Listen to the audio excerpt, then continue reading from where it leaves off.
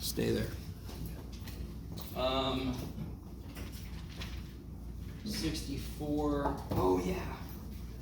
I enjoy this. My finger. Oh shit. Okay, so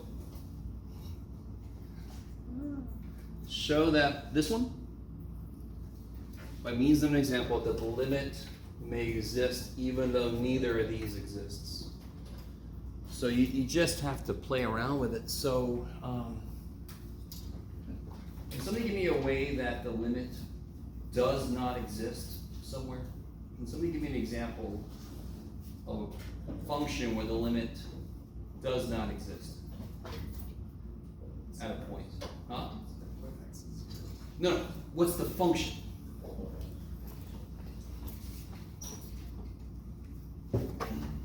So the problem wants two functions, each of which, so let's just focus on one of them, has this issue. Each of them, f of x and g of x, have the same issue. But when you add them, the limit exists. Would tan x work? In what way? Limit as x goes to what? I couldn't tell you off the top of my head. All right. So tan x could work, yeah. Does anyone know what tangent looks like? And I don't mean, Let's go to T. no. What does tangent look like if I graph it? Anybody? Squiggle with an Squiggle. Asymptotes. Where are the asymptotes at? There. Negative pi over 2 to pi over 2. Because what's on the bottom of tangent? Tangent is what over what? True, but other trig functions. Tangent is what over what? Sine over cosine. So when is it undefined? When cosine is 0. When is cosine 0? Pi over 2. At all odd multiples of pi over 2. Yes? So here is this. Now everybody understands it just repeats forever on both sides, yes? That's the idea. It's periodic, it repeats. But we normally just focus on the main middle dude, yes? So what can I make A so that the limit of this does not exist? I have the tangent. Pi over 2. Yes, the limit as x goes to pi over 2 of tangent does not exist. Why wouldn't I even put infinity or negative infinity? Because what's on the other side? On this side it goes to, and on this side it goes to. Hey, so that's a beautiful example. Thank you. So together we got there. Are you guys okay with that? Do you guys, independent of the problem itself, does that, everything we just said, does that make sense? That is an example of a function that has at least one point where the limit does not exist for it. So the first thing I think of when I'm trying to think about a function that has an issue, that has a place where it doesn't, I'm thinking infinite asymptotes, right? I'm thinking vertical asymptotes, where somewhere it goes to infinity. Let me stop for a minute. I don't know what to say next, because almost anything I say is just going to tell you what the answer is. I don't even know how to say. How do I say this? So, here, let me see. Does this, what do you guys think about this function here?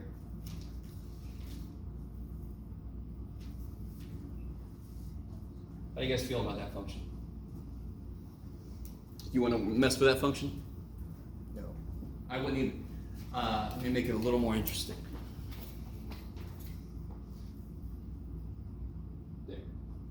Now nobody can say you can make it suck. Instead of erasing it, what could you do mathematically to make that function go away?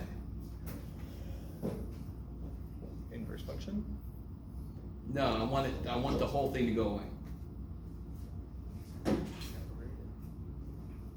I can subtract it. Yeah, subtract it from itself. Yes. That's all I'm going to say. That's it. Because I basically just gave the answer away, but I'm here. So again, you need to create for that problem. You need to come up with a function that is that has a limit that does not exist somewhere. Yes. A simpler example would be like 1 over x minus a. At a, that limit does not exist. Is that cool? Can somebody tell me what 1 over x minus a looks like? And don't complain that you don't know what a is. I don't give a shit. What does 1 over x minus a look like? Do it. Yeah, cool, all right. We've seen shit like this before. So A, let's say is here, it's gonna look like, you could do it, Jeff. It's gonna look like this. Weehaw. Yes? Don't you agree that the limit does not exist at A? Okay, so that's another example besides tangent that you can use. There's a ton of them that you could use. Marry that with what I just said about, man, this thing has issues. How do I get rid of it? I'll just subtract it from itself. And that's all I'm gonna say because I basically just gave the answer. So I'll stop. All right.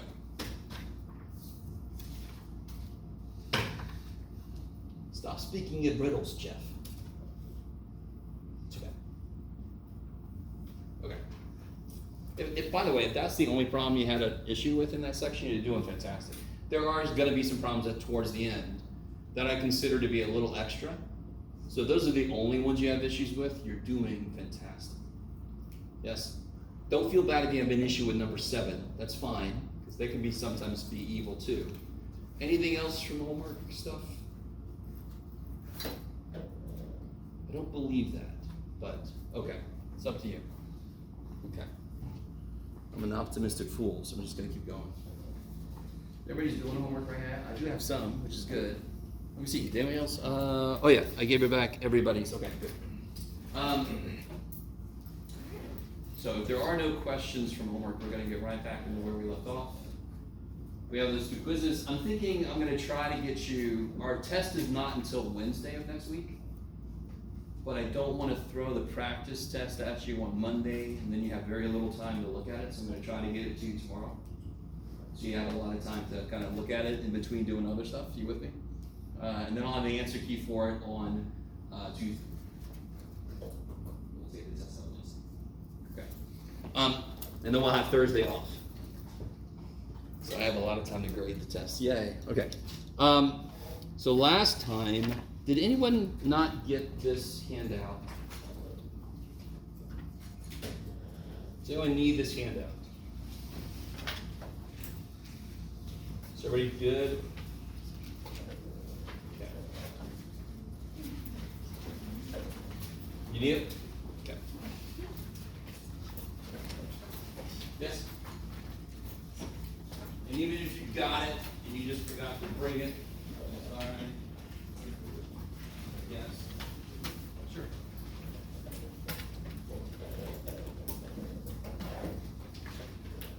Okay. So if you weren't here yesterday, oh boy, you got some catching up to do. We did these things, epsilon delta proofs. I'm not going to rehash the whole thing, but if anybody had a specific question, I could go over it. Otherwise, we're going to get right into section 2.5. Has anyone started the homework for 2.4? No? Okay. I can't remember if I gave you, by the way, real quick. Any of you out there planning on majoring in mathematics? Yes? Okay.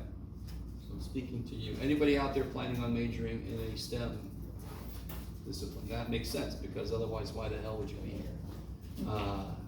Okay, listen. Textbooks. Once you get to a certain level in whatever STEM field you're going into, you're gonna have textbooks that have no examples. I remember the first time I saw that in this little tiny thin book that cost $100 whatever bucks, and I'm like, I should be able to tear a page out of it and get a lunch at Wendy's, but you guys kind of with me? Or whatever restaurant you wish I had said. You get a textbook, you go through, you're looking through it, and then all of a sudden there's problems. And you're like, where are the examples? Appreciate the shit out of the examples you have. When you have a problem in homework, I'm not saying don't ask me. Please ask me about it. But your first thing should be, is there an example like this? Yes? Or is there an example sort of like this? That'll give me some idea of what to do if you're stuck. Yes? Okay. All right, sorry guys. I went off on a tangent, I forgot what I was saying. You'll be all right, John. So what we're about to get into is something that I've sort of been getting us ready for. This idea of continuity. and it's got a few different interpretations. Oh man. I love the internet. Oh, the whole thing is there. Yo, I'm gonna pull it up. I was gonna try to show you, I put up in Canvas a survey that I want you to fill out.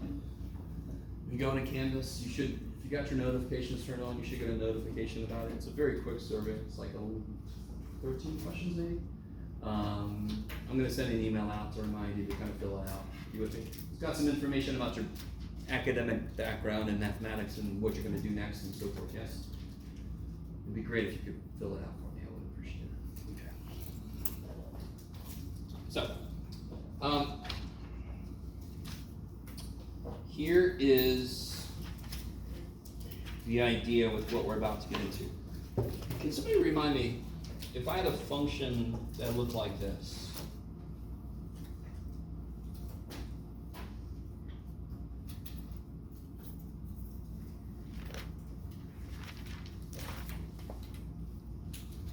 does the limit exist at 2? No. Don't guess. Totally, yeah, the limit totally exists at 2. Is the function defined at 2? Yes. Of course it is. What's f of 2? 1, 1. What's the limit as x approaches 2? 2. 2. Now, even before I said all of that, what would your gut tell you? I've already prepped you for this before, but would you say that that function is continuous through 2? Yes. If you were in a car on that road that the function defines, could you go from one side of 2 to the other without issue? No. You have a major issue when you get to 2, yes? What's going on, man? He wants to go, oh shit! Right? I mean, you're down in the sinkhole, you're like, why did I come to Florida? This is dumb. They have water beetles that carry small kids on them. I did my time in Florida, so. Every week you hear about some other dog that was eaten by an alligator. Oh my God. Anyway. And we were allowed to just walk through the, sorry. I'm just surprised I made it out of Florida alive, that's all. So the limit as x goes to 2 of this function is what again? 2. And the f of 2 is 1. Okay. So even before I ask you that, I think you would have eventually agreed with me that this is not continuous at 2. You can't go continuously through 2. So on a very, very, very basic level, continuity through a point means I can go through without picking my pencil up or my writing utensil, yes? I'd have to pick my pencil up and hop over the blank spot there, yes? Or pick it up, make a point down there at 1, and then continue, yes? Is this function continuous at 0?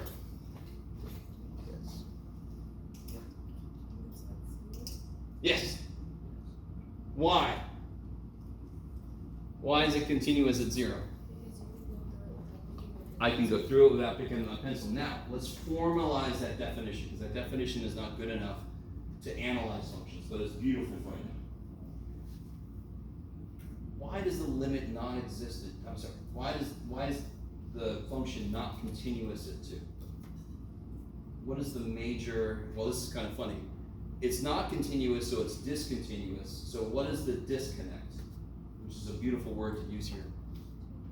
What is it about that makes it discontinuous?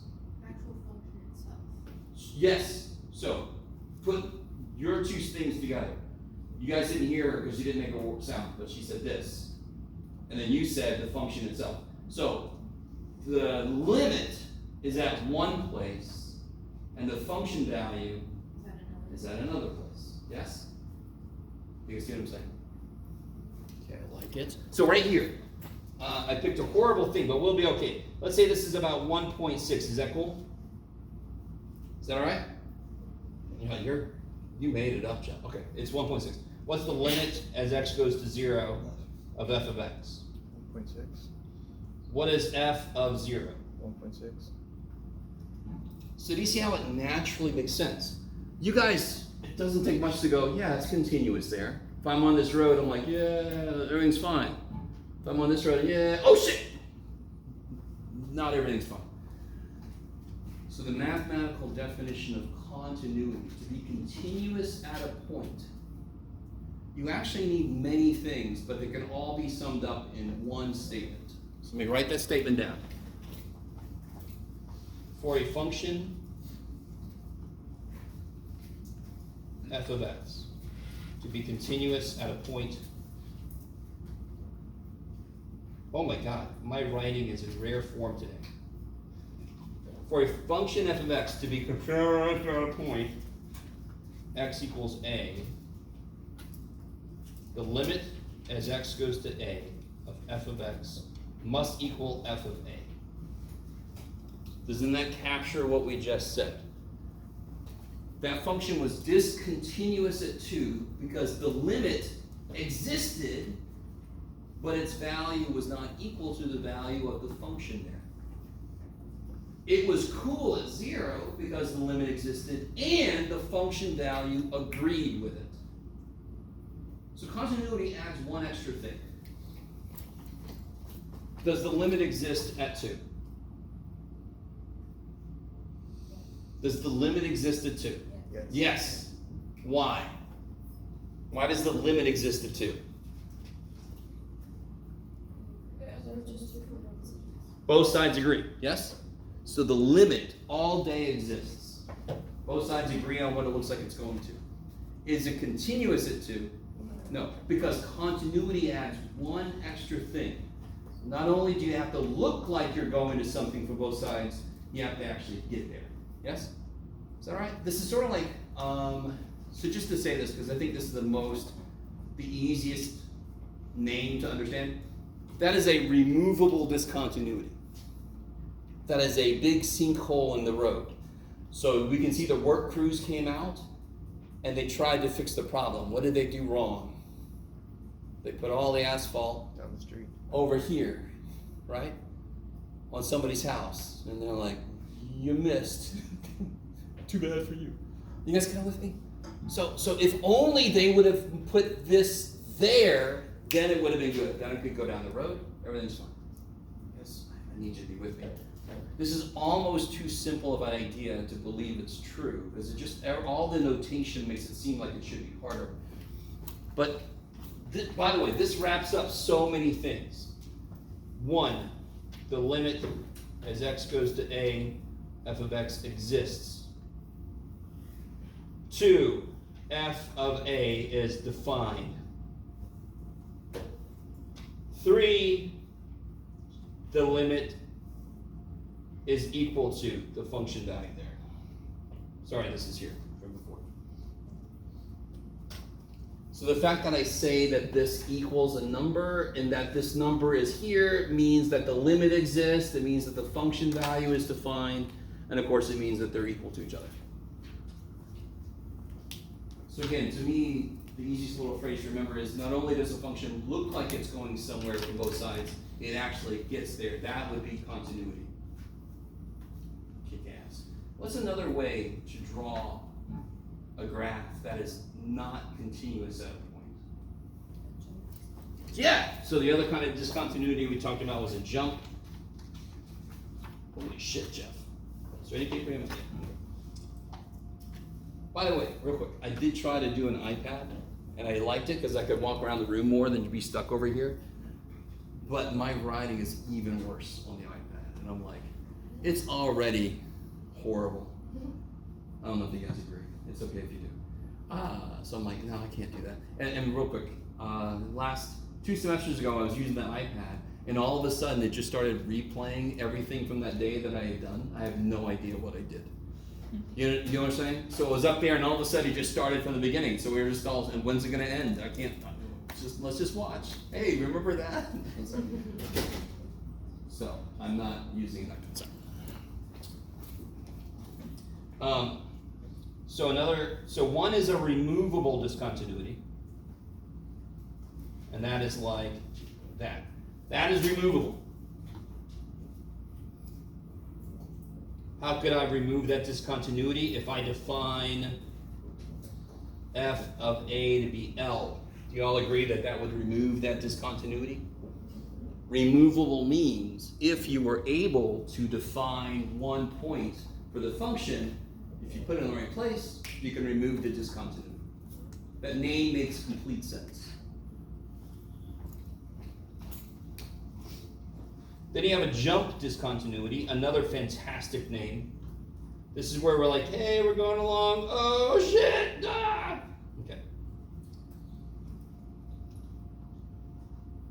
So again, another really well-named thing. So I just jump from one possibility to the other. Let me ask you this. Let me make some. 1, 2, 3. Okay. A. What's the limit as x goes to A from above, from the right?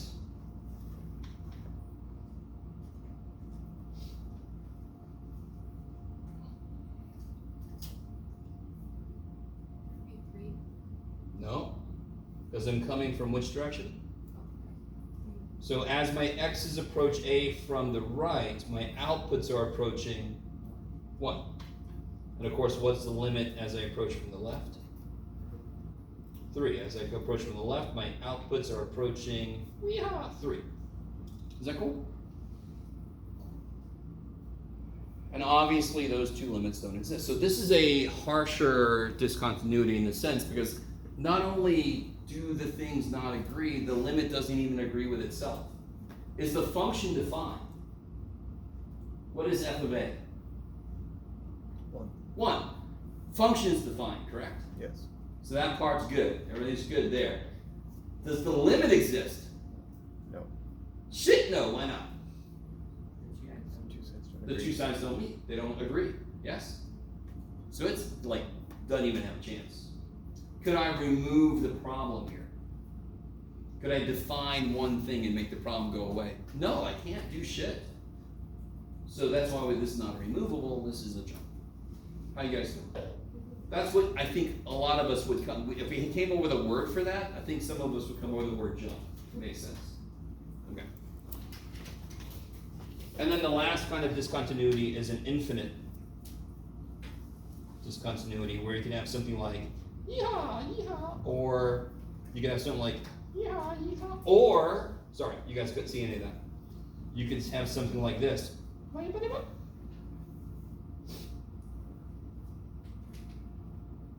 Now that one's weird.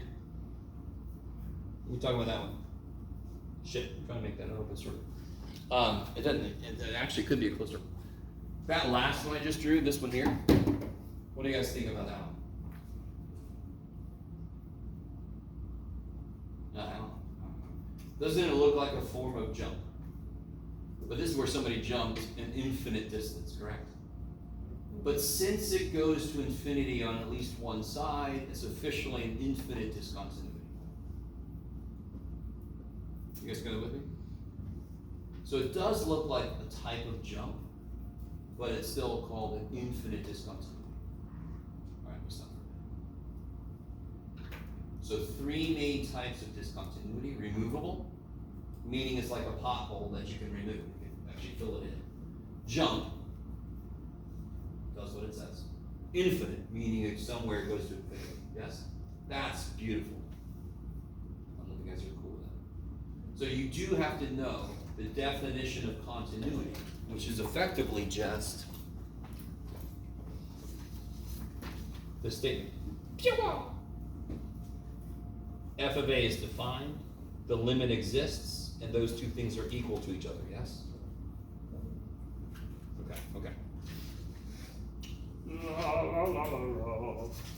Now here's something that's interesting. Have you guys seen functions, in fact you have, that are like, you could do it, Jeff. You were saying something? Yes. That are like this.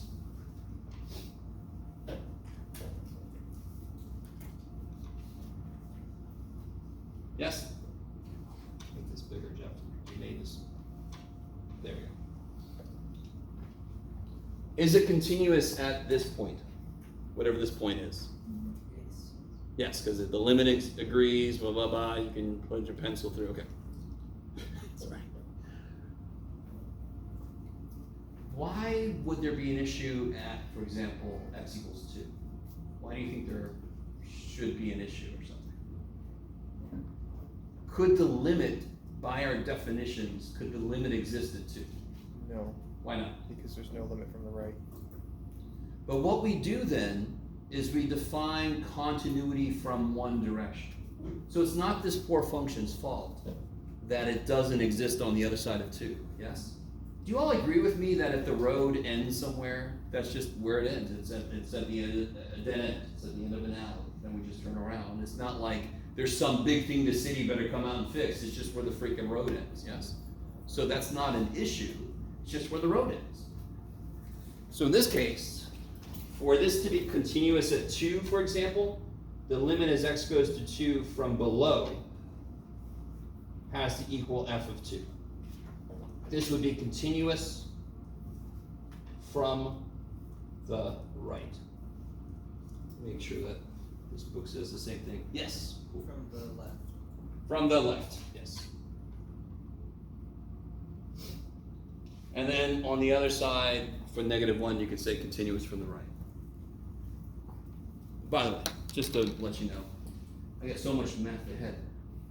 I have to do this sometimes when I'm driving and somebody's giving me directions, so that the one that makes an L is left. Are you with me? I'm cool just admitting that to you guys. I got so much other shit in the head. I'm like, oh yeah, it's left because it's an L. Oh. I do that too. Thank you. Okay. You're not alone. When I was little, I got yellow and white confused, so you know, things happen. I couldn't say TR, I said F. So when I told my mom there's a big truck coming, that wasn't good. Okay. So yeah, we all have shit. There's a what, Jeff? Big ass. All right, let's see. Is that okay, this idea of continuity from one direction? Just to be fair, it's like the function doesn't even have a chance. So to be fair, we're like, all right, you're cool, you're continuous. So what if one of these was, what if I had a function like this? Hiya. I don't know why it sounded like that, but it did, so don't judge. Is that continuous from the left at 7?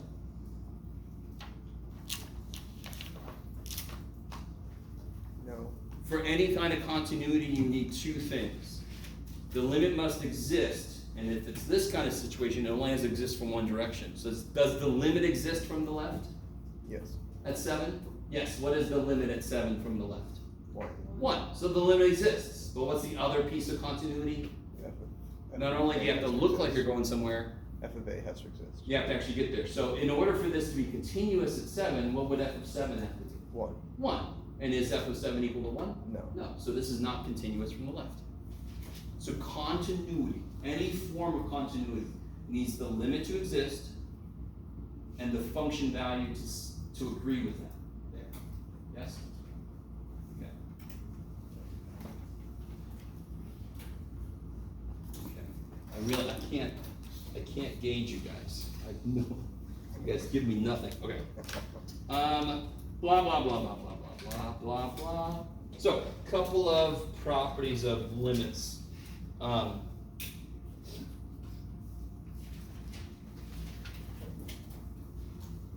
sorry, properties of continuity. If f and g are continuous, does it say on an interval, I would hope? Whatever. I'm gonna say on an interval.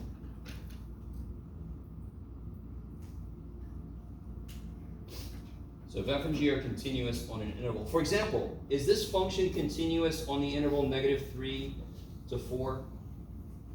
Is that function continuous from -3 to 4? What would it take for it to not be continuous on that interval? There was a limit? Well, there are limits, but just all the limits happen to equal the function value. So what would you need to have happen somewhere in between here? You need to have a point of discontinuity. You'd have to have an open circle or something, right? You have a place where it's or an infinite discontinuity. You guys kind of with me? So continuity on an interval just means it's continuous at every point in the interval. Yes? This does have a discontinuous point, but on this interval, it is continuous. Okay, I like it.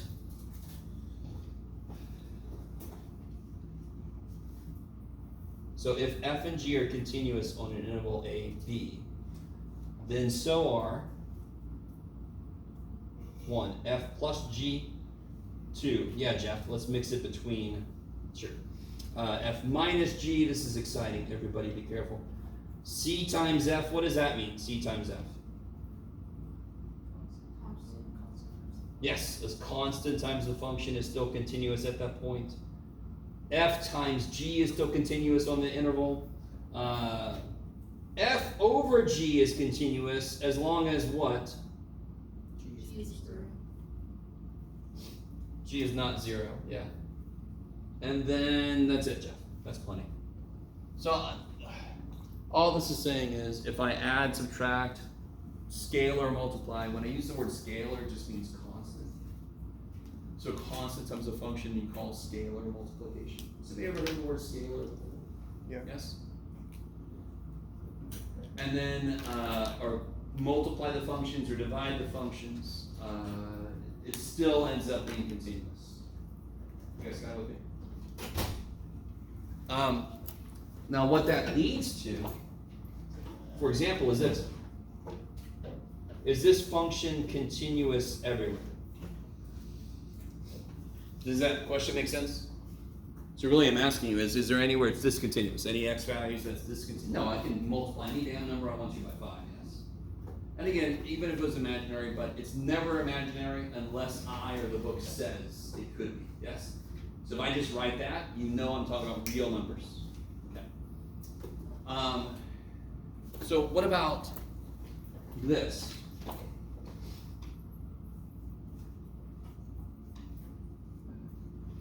Is that continuous everywhere? What is secant? What is it defined to be? 1 over. So secant would have issues if cosine was. Is cosine ever 0? Is cosine ever equal to 0? Yes. So let's start from the beginning. Are there places secant could be discontinuous? Yes. Yes, because there's places where its denominator could be 0. Could somebody give me one place where cosine is 0? Pi over 2. Give me another. 3 pi. Give me another. Negative pi over 2. Give me another. Shut up, Jeff. So all you do you guys remember this from trig? If I wanted to know everywhere this was discontinuous, you would say it's pi over 2 plus or minus. Somebody's got to remember. Pi k, yes. So if you go pi over 2 and you add pi, isn't that 3 pi over 2? You subtract pi, isn't that negative pi over 2? If you just keep going forever in whatever direction. Okay. Do you guys remember that from trig? Getting infinite answers is a stupid thing. Around the circle forever. Around the circle. Good lord. You guys got it with me? Very quick. Is anybody ever concerned about that fact that you get this function that just kind of keeps repeating itself forever? No? You're like, I don't care. I just do what they tell me to, Jeff. If I add a third dimension and I let that go up, doesn't that look like a airport exit? Have you guys ever gone on those spiraling airport exits? So then the fact that it repeats values doesn't matter because it's just spiraling up, yes? So once you put trig into like 3 dimensions, then it doesn't really truly repeat because it's got that third variable, in this case going up, is different. Yes, maybe? Sorry, I go off. I should have worn my shirt that says I go off on a lot of tangents. Hopefully it's still applicable. So, what do you guys think about this function?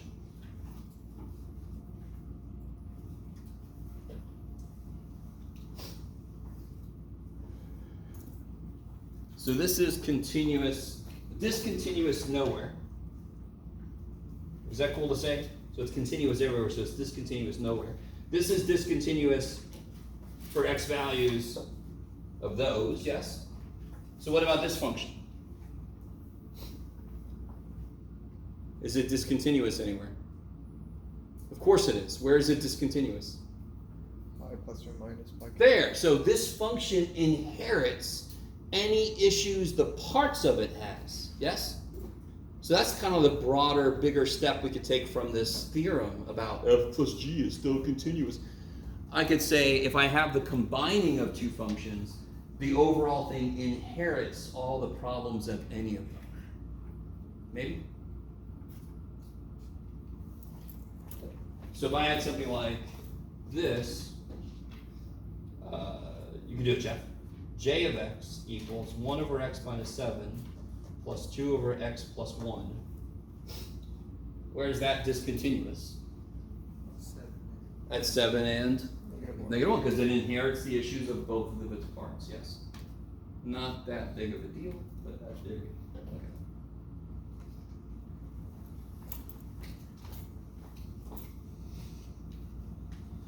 Up, up, up. Oh yeah, good. Yes. Yes. So here's a beautiful question to ask you.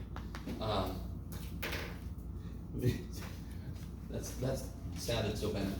This question I have put together is so amazing. Sorry. Can you guys tell me anything about this function here?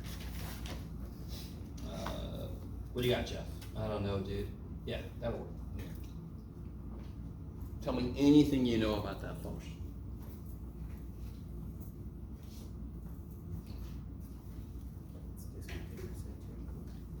Okay, we'll get there. So there are places where it's discontinuous, yes? What's the, how would I figure out the, I don't know, the x-intercepts of this function? Since you have two or 2 zeros, because you have two degree x's, but then you could figure out that you have, no, I don't know, I think I'm going ahead, because I know like for horizontal asymptote. Oh, okay, okay. I thought you were going through there. We're not quite to asymptotes yet. That's the next thing we're gonna talk about. Actually, not at the moment, but later we're gonna bring back the same function. All right, so there are discontinuities here, because it's basically the combined 1 over x minus something, 1 over x minus something. How do I find the x-intercept for any of them? I make what? Make y 0, yes. One of the last math courses I took, I had to find the w-intercept, so I made all the other variables. There were like 12 other variables, I made them all 0.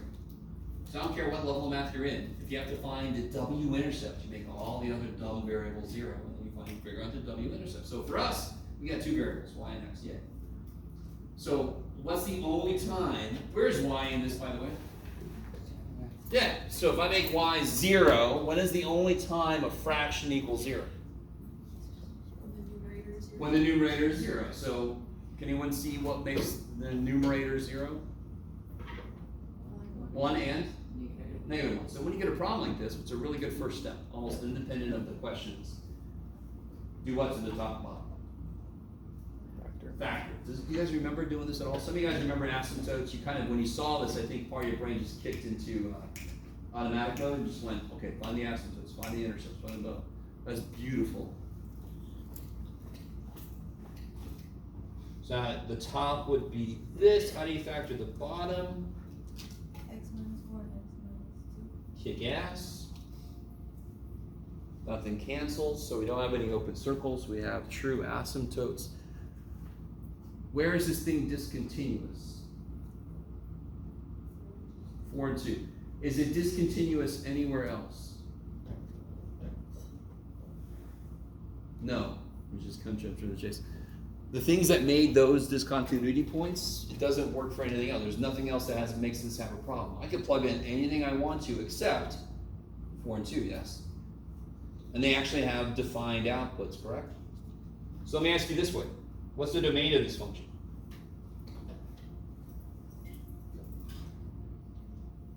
X can't be what? 4 and 2. Or you can write it like negative infinity up to 2, union with 2 up to 4, union with 4 up to infinity, blah, blah, blah. Okay. So this just means skip. So where is this thing continuous? Where's this continuous on? The same stupid thing, of course. Yes? So there's a whole... There are certain types of functions that if you can figure out the domain, that is also where those functions are continuous. Rational functions are one of those. If you know the domain of the rational function, you know where it's continuous. What kind of discontinuities happen at 4 and 2? Like a hole. No, there's not a hole. If one of them would have canceled, that would have been a hole. Infinite discontinuity. Yes? Do you guys remember this? In fact, what did you call that in pre-calculus? You called that a Vertical asymptotes. Or vertical asymptote. Yes? Vertical asymptotes were walls you put down saying, you can't go here. You shall not pass. Right? You guys got with me? No? Screw you, Jeff. So if I were, and we're not going to do this, so don't freak out, but if I were to start to graph this, I would put walls at 2 and 4, yes? Because it's not allowed to go there. So I was like being a true geek. And there's no question about that, because I'm teaching a math class. Also, I love, so like, this would be like Star Wars. It's a trap, pull up, so you can't go across the damn thing. You have to kind of approach it, yes? The shield generator will be quite over you, sorry. Nobody get that. That was Emperor. Is everybody kind of with me? So vertical asymptotes are the same thing as locations of discontinuities. In fact, in this case, infinite discontinuities. Is everybody with me? I love you guys. So at least for rational functions, we can say this. Every rational function is continuous everywhere on its domain. That sounds like a note. So every rational function is continuous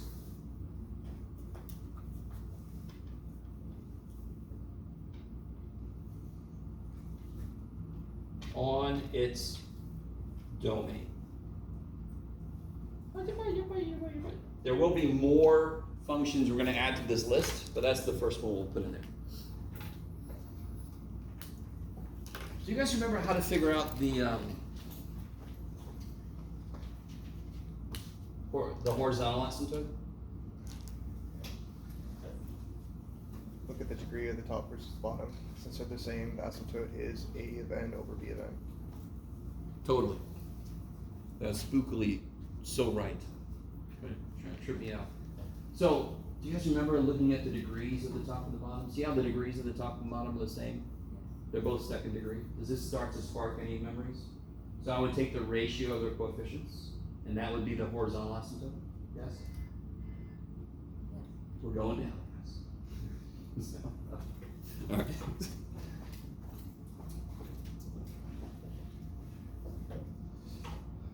So what we're really doing when we're finding horizontal asymptotes, what I affectionately call HOS, is we're taking the limit as x goes to infinity or negative infinity. This is what your teacher could have shown you in pre-calc. Some of you guys might have a teacher that actually showed you this, just to get people ready for the limit idea. So I'm letting x get really, really big. I don't think we've seen an infinite limit yet. But that's what you've seen them. You've seen them. You just didn't call them that necessarily. You saw them in pre-calculus. Because what's a horizontal asymptote all about? What happens when x gets really big? Can you go through a horizontal asymptote? Yes, you can. You can go through a horizontal asymptote an infinite number of times. Horizontal asymptotes are suggestions. Hey function. Hey function. Could you sort of at some point get close to me? Yeah, maybe. Right, so I can go through the damn thing as many times as I want to. So here's an example. Has anyone ever played a guitar? Has anyone ever seen somebody else play guitar? Do you play guitar? Nice. Thankfully, what happens after you pluck a string and you let it go? Eventually it stops. Thank the gods. Yes? So we call that dampened oscillation. So if I pluck a guitar string, thank the gods it doesn't just keep going, it eventually peters out, yes? Y'all agree with me? So if I have this mathematical function, what's the limit of this function as x goes to infinity? It looks to be 3. Do you all agree it's getting closer to 3 as you let x get really big? it doesn't matter where shit that is going through it, it's always getting closer, yes? Okay, maybe? Anybody curious what this might look like as a function? This would be something like e to the negative x sine x plus 3 or something, yeah. If you plot that in your calculator, you would get roughly this.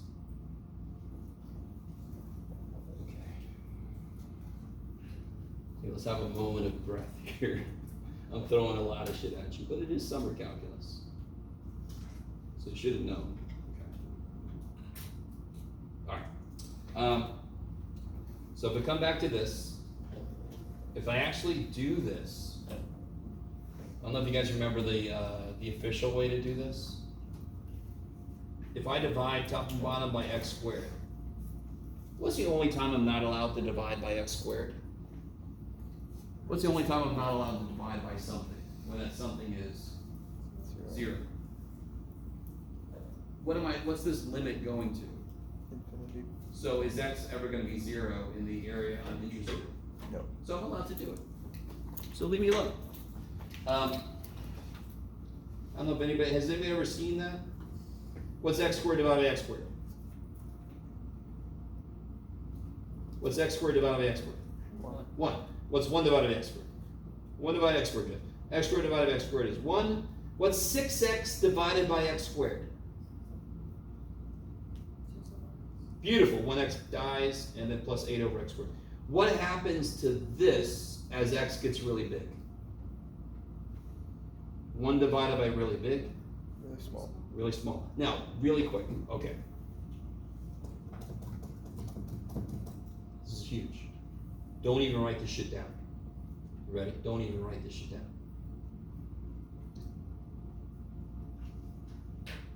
I'm gonna make it even worse. That right there, never.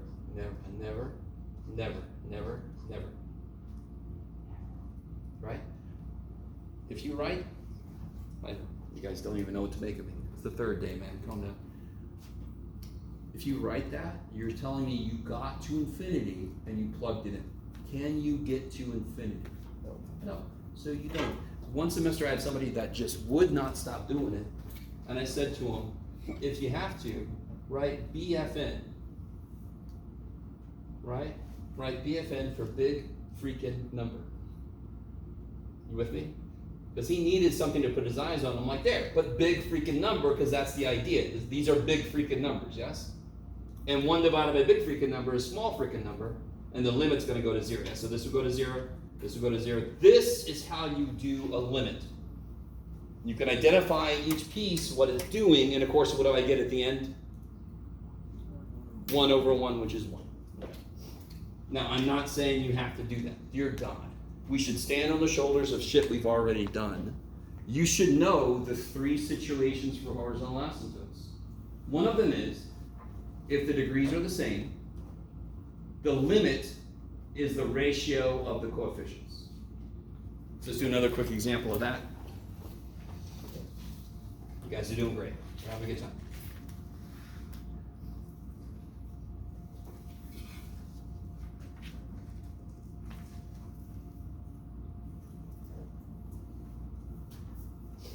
So what's that limit? Are the degrees the same on the top and the bottom? Be very careful. Be very, very quiet. What's the degree of the top? 4th. What's the degree of the bottom?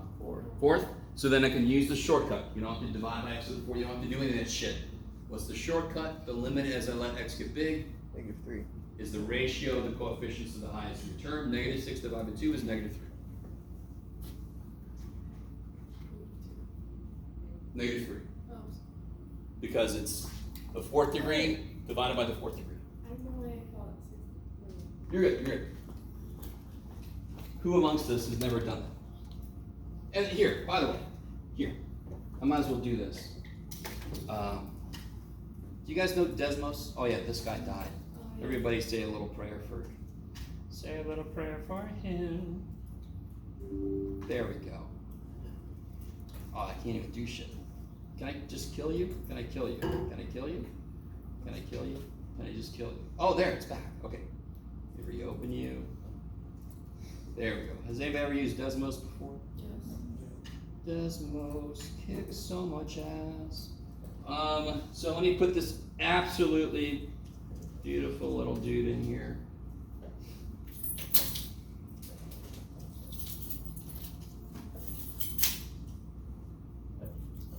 Oh yeah, I forgot it does that. So if I let x get really, really big, so I'm gonna put in here y equals -3. I mean, there you go. Look at that. As x gets really big, is it approaching -3? Yes. What's it doing when x is really small? Is it close to -3? When x is really small, do you agree with me? X is really small here? Doesn't it go to freaking infinity? So why is that okay? Because the horizontal asymptote only kicks in when x is really big. It can do whatever the shit it wants to in the middle. It can go crazy, but at the ends, it better kind of stop and approach -3. You guys with me? So vertical lines are hard set. Vertical walls, vertical asymptotes. You cannot go here. Horizontal is, hey, eventually you got to get close over here. Yes? Yes? What if they're not to the same degree? What would you do? Oh, okay, here we go. So this is the first of 3 things we need to know. It's like I planted you there. So 1 is when the degrees are the same, yes? What if the degree on the bottom is bigger?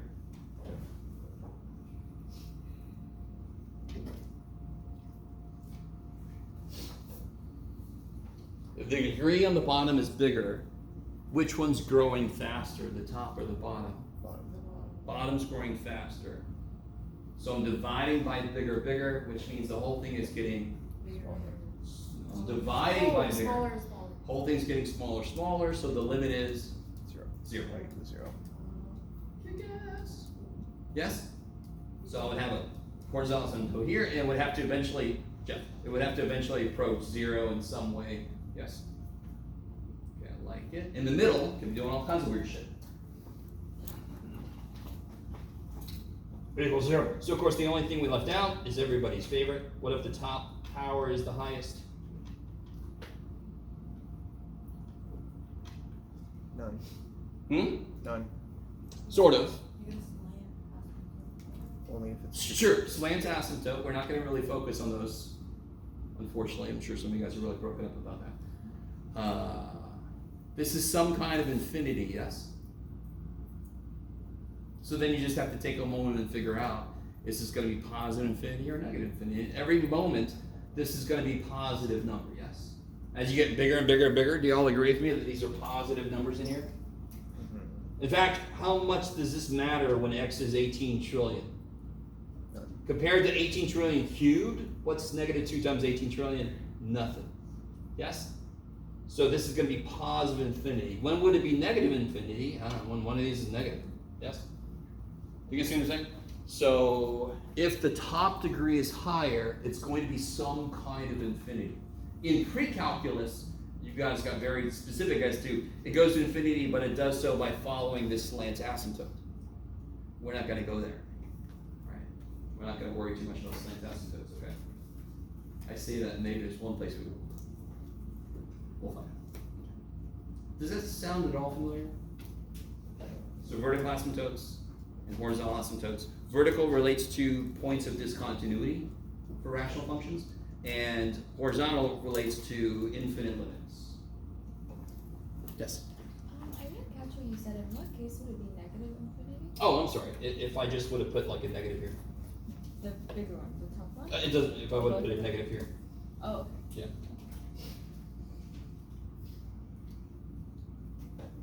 And how can you check? If you put a really big number in, this top would be positive, the bottom would be negative. So at every step it's a negative number, it's going to infinity, so it must be going to negative infinity. Yeah.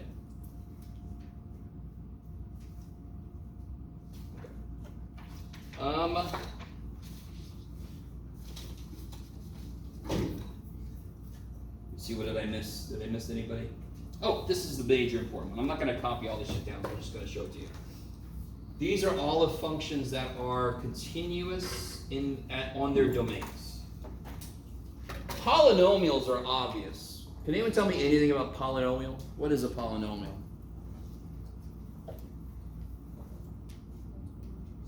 Huh? Multiple terms. Yes, I'm with you. So like 5x cubed plus 4x squared. What's got to be true about the powers on x though? Here's where the definition of polynomial really becomes important. Does anyone remember what's got to be true for a polynomial to be a polynomial? What's got to be true about the powers? Are they natural numbers? Yes, they got to be actually whole numbers. Whole numbers. Yes. So a really quick side note. Is this a polynomial? Yes. Yes. More specifically, it's a binomial. Yes? Okay. It's a polynomial because all the powers are whole numbers. What's the power on the x here? 0. Good. This is x to the 0. So all the power tells you is the number of things you see. If you don't see any x's, it must be 0 x's. It must be 0 power. Whoop-de-doo. Yes? So is this a polynomial? 11. Yes. Yeah. It is a monomial, degree 0. I love you guys. Is this a polynomial? Probably not, because I'm going to write it over here. Is that a polynomial? No, and I don't know why. It's not a polynomial, no. Because again, the power is not a whole number. Is there a value of x that this does not like? Can somebody tell me a value of x that this does not work for? 0. Because what is x to the negative 1? 1 over x. Yes? So when I say polynomial to somebody else, I know it exists everywhere. I know it has no points of discontinuity anywhere. I know that it's well behaved, meaning it's like, ooh, it's not like, it's not like, it's nice and well behaved. Yes? We're going to learn more later. When we do some calculus, they're going to be our favorite things ever.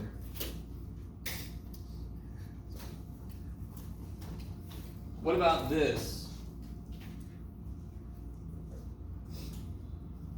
Is that a polynomial? No, again, it's got a non-whole number power. So polynomial is strictly just a collection of terms, added, subtracted, where every variable has a whole number power. That's it. So is this a polynomial? I don't know what it is with 11 today. It's just my favorite letter, number. Yes. Totally polynomial. Every variable has a whole number power. Does anyone know what the degree of this polynomial is? 3. Yes. What's the degree of this term? 2. No. 3. Degree just tells you the total number of variables I see in a term. The degree of a polynomial is the highest one of those degrees. So this one has 2 that you can do a Jeff tie for first place. There's a 3rd degree trinomial if I want to get all nerdy about it. Okay. You guys got it with me? Okay, like it? All right, so I was a little tripped out. So polynomials, continuous on their domain, rational functions where we talk about, they have points of discontinuity, but they're not in their domain. So they are continuous on their domain. Is that cool? Root functions like the square root of blah, blah, blah. Trig functions, they're all continuous on their domain. Secant has points of discontinuity, but those are all not in its domain. So it is continuous on its domain. Inverse trig, arctangent, stuff like that. Exponential functions. Exponential functions are going to be our ultimate favorite little dudes. And then logarithmic functions. Well, they can't do anything. These poor guys. They normally are the most hated. And they didn't want to exist. We made them, right? Existence is pain. Poor little guy. Okay. Good times. All right. Is everybody doing okay so far? You guys okay? Okay. So to get to this. Question? Yes, So please. Are we only talking about continuity on the domain? That theorem helps us realize that there are functions that have issues, but everywhere they don't have issues, they're still continuous. So do you guys remember what secant looks like if you graph it? Does anyone remember what secant looks like if you graph it? No. Nobody? Yeah, it's like Repeated cups, yes. So basically you take a cosine and you draw cups on top of it where you have asymptotes where it's 0, yes? So a secant function looks like this. Yabba, yabba, yabba, yabba. Yes, basically. Jeff, zoom out. Do you all agree it's got major issues? But everywhere it doesn't have an issue, isn't it look like a parabola in between those two walls? Isn't it beautifully continuous everywhere between those two walls, yes? That's all that theorem is saying. It's as long as you're not trying to be at a point that freaks supported out, you're in a continuous area. Is that okay? So that's huge to know later, it's going to come into play, but right now we know those functions have huge parts of themselves that are continuous. Just a few little, okay, maybe. What about the square root function? Can you guys take a moment and just do a rough sketch of the square root function? Square root function. Just a rough sketch. Rough sketch.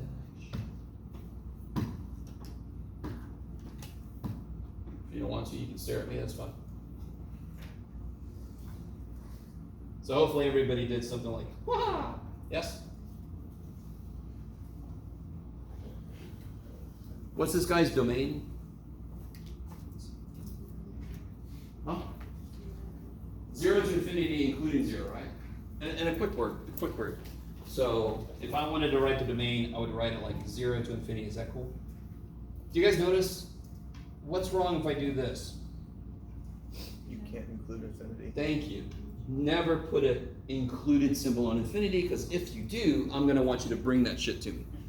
It's probably going to be a suitcase. The suitcase that wasn't Pulp Fiction. That's what I think was in there was infinity. It's like, bullshit. Maybe some of you guys will actually watch the movie if I reference it enough. We'll see. And then you'll be like, why did you make me watch that? Okay, sorry.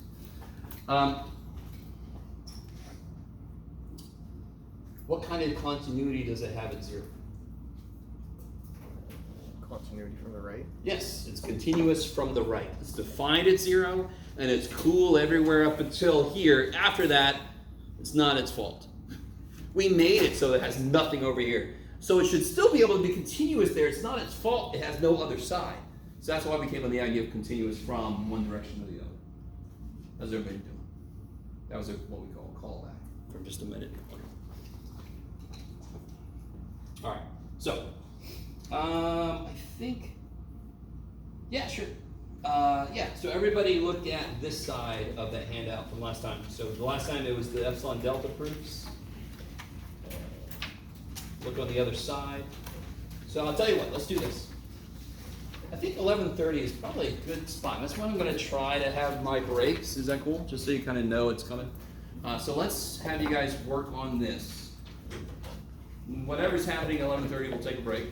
We'll probably do this together after the break. Yes? So go ahead and work on this. If you want to kind of work with other people, I kind of want you to, but I don't want to force you into a group if you don't want to be one, so consider it. Shall we? I just wanted to ask you a question, because I get confused. I don't know why, I get confused on these, like, for instance, -4 on the left side, right? It's 4 from You need the a copy? left side, from the negative side. So it's 4 from the negative side. Wait, there's a negative. Yes, but that just means from the left. I do. Because No, it's right not- here in terms. Oh, sorry. Yeah, there's an actual negative.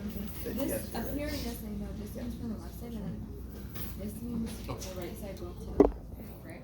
Take a look at this thing that I gave you to work on. Let's see.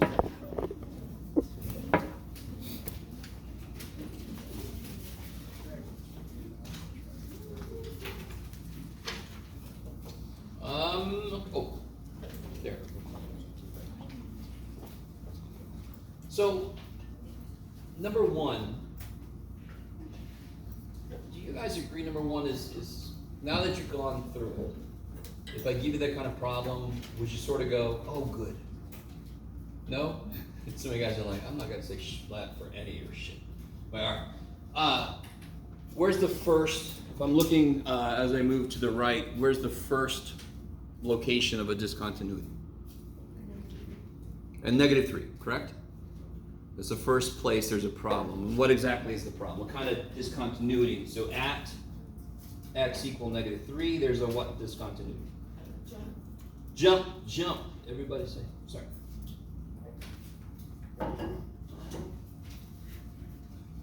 Don't let me, good Lord. As badly as I write, my singing is even worse, so don't let me do it. Somebody, that's pretty nice, right? Where's the next discontinuity? 3. At 3, what kind of discontinuity is happening here? Infinite. Infinite discontinuity, kick ass. It's more than just a regular jump, it's an infinite problem. X equals 3, infinite. And what about, where else?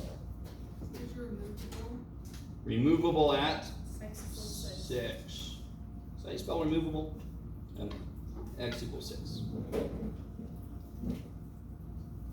Remover. So that problem I'm hoping you guys are decent with. Yes? Do we have to clarify if it's a negative infinite or No. positive infinite? It's just an infinite discontinuity. Yeah. Understandably, the next one gave us issues, and I don't blame you. And I sort of wanted to leave you a little out there to do it, because you have to kind of, I want you to piece it a little bit together yourself, but I did come around and help some people out. So the things you could just do without any thought is just plop the anchor points down. So like, at -3, the output is 2. Yay.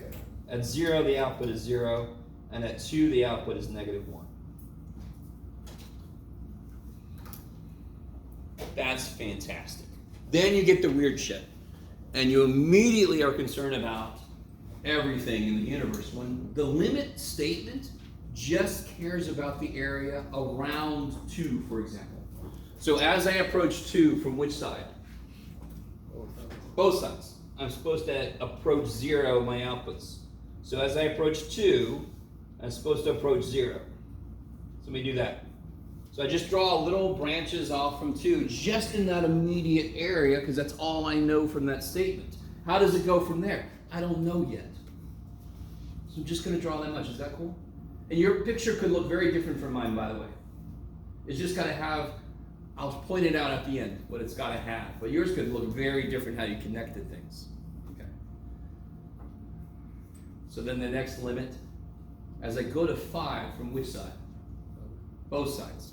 It's supposed to go to -infinity. So what is at 5? What exists at 5? What is there? Asymptote. Vertical asymptote. And I'm supposed to be going on both sides to -infinity, correct? And there's nothing else happening? No. What I just did is I made sure there was nothing happening at any x value between these two, yes? I really want you guys with me. Nothing else is defined to happen at these, so I can just freely do this. Yes? Okay.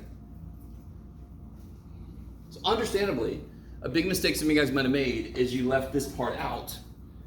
But do you see how that doesn't match what this says? Weird. It's because it's supposed to go to 5 from both sides and go to -infinity. Okay, I like it. Okay, so then we got, as I go to 0 from the right, I'm supposed to approach -1, yes? So that's this guy. As I go 0 from the right, I'm supposed to approach -1. Bop. So now I know how that guy goes. I didn't know until I got to that connection. As I approach 0 from the left, I'm supposed to be approaching 1, yes? And as I approach -3 from both sides, I'm supposed to be going to 2. Is that cool? Which of course is nice because that's exactly where it wants to be. So then it can go crazy over here, whatever you want to do. So I'm pretty sure nobody did that. So, but you have to have these. That has to be, what would you say is true at -3 for this? What would you say is true for this function at -3? It's continuous. It is continuous at -3. Kick ass. Alright, good. Okay, does that make more sense? So when you do a limit, you just know what's happening locally. How do you know to connect it? It depends on what's happening around it then, and I don't know it until I get to the next statements. Yes, is that better?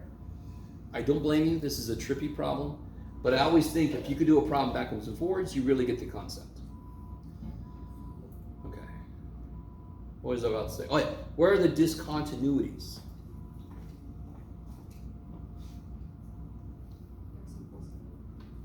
X equal 0. What type is it? Jump. I didn't really say type, but it's okay. Jump. X equal 2. What type is it? Removable. Blah. X equal 5. What type? Okay. Okay.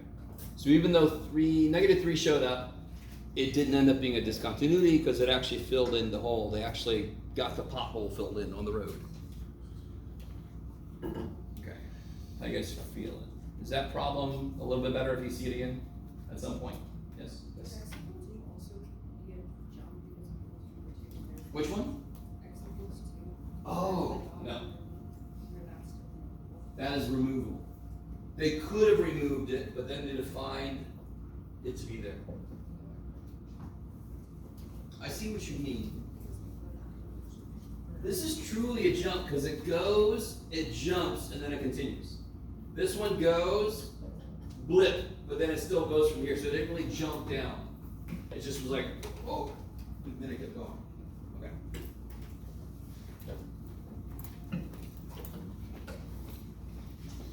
Now, I mean, just to remind you guys, none of this shit was handed to us by aliens, and they said, you better do it this way, or we're gonna destroy Earth. And we're like, oh shit, tell students it's a jump.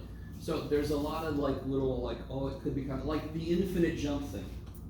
I do call it kind of like an infinite jump sometimes, and we could have defined it that way. They just didn't. Were we around when they were making those rules? No. Are some of those rules dumb? Shit, yes. Should we change some of those rules? Hell yeah! Are we? No, damn it. Yeah, I don't know if you guys understand what I'm saying. These are not like rigid. You could argue some different ways. Yes? So I understand when it's a little bit a gray area sometimes potentially, but okay. What about this one? I think I got around to a few of you guys and told you there's 2 levels of things to worry about on number 3. Did I start you back up? Yeah, look at me go. Where could a discontinued, oh God, where could a discontinuity happen in number 3? There's 2 places a discontinuity could happen. I got the second statement, the 1 over x, because then for the inequality to be true, our x would have to be 0. Yes. So then that makes Yes. 0. Kick ass. Okay. 1 level of thing for, what kind of function is this, by the way, again? Piecewise. Piecewise. Piecewise functions suck. Almost always when you have a rule and you're like, well, what breaks the rule? It's gonna be a stupid piecewise function. I'll be okay. I love them and I hate them. One place is, do any of these have issues themselves where they're defined? Is x allowed to be 0 where it's defined to be 1 over x? Is x allowed to be 0 Yes. when g of x is defined to be 1 over x? Yes, because when is g of x defined to be 1 over x? When x is between -1 and 1. -1 and 1. You guys see that? So what's one place is discontinuous? X equals 0. The other place for a piecewise function where things could go wrong is at what I call the handoff. You guys ever watch a relay race? You got a person holding a baton, and they take off running, and the other guy's coming after them, and they're trying to hand it to them. You ever seen that? The handoff? No? Screw you, Jeff? Okay. So look here. So x equals 0 is discontinuity. Oh yeah, I did say where g is continuous, so we have to put that together here in a minute. So I know it's discontinuous at 0. Is it continuous? So at -1 is a place where it could not meet up. It could be a jump discontinuity there. What is g of -1? -1. How did you get that? Because of the inequality on the top right. So g of x is x when x is it less than or equal to -1. So what's g of -1? -1. Where does this want to be if x is -1? Where would you put the open circle? What do you get when you plug a -1 in? -1. So do those match? Does this guy's open circle get filled in by this guy's closed? Yes. You guys kind of with me? Okay. So that handoff went well. So it's not discontinuous at -1. So where do you have to check? We got one more thing to check here in a minute, yes? You check each function individually, maybe they have problems, and then you check the handoff. Well, at 1, where would this want to be? 1. At 1, where's this? 0. Did they hand off correctly? This is me running, and the guy's over here. Hey man, what are you doing? It doesn't hand off correctly. So where else is it discontinuous? At 1. So my question is, where is it continuous? So where is it continuous? Anywhere between 0 and 1. Well, and also on either side of them, right? -infinity up to 0, 0 to 1, 1 to infinity. Yes, Ollie.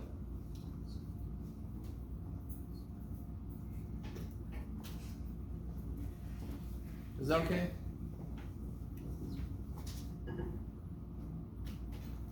Okay.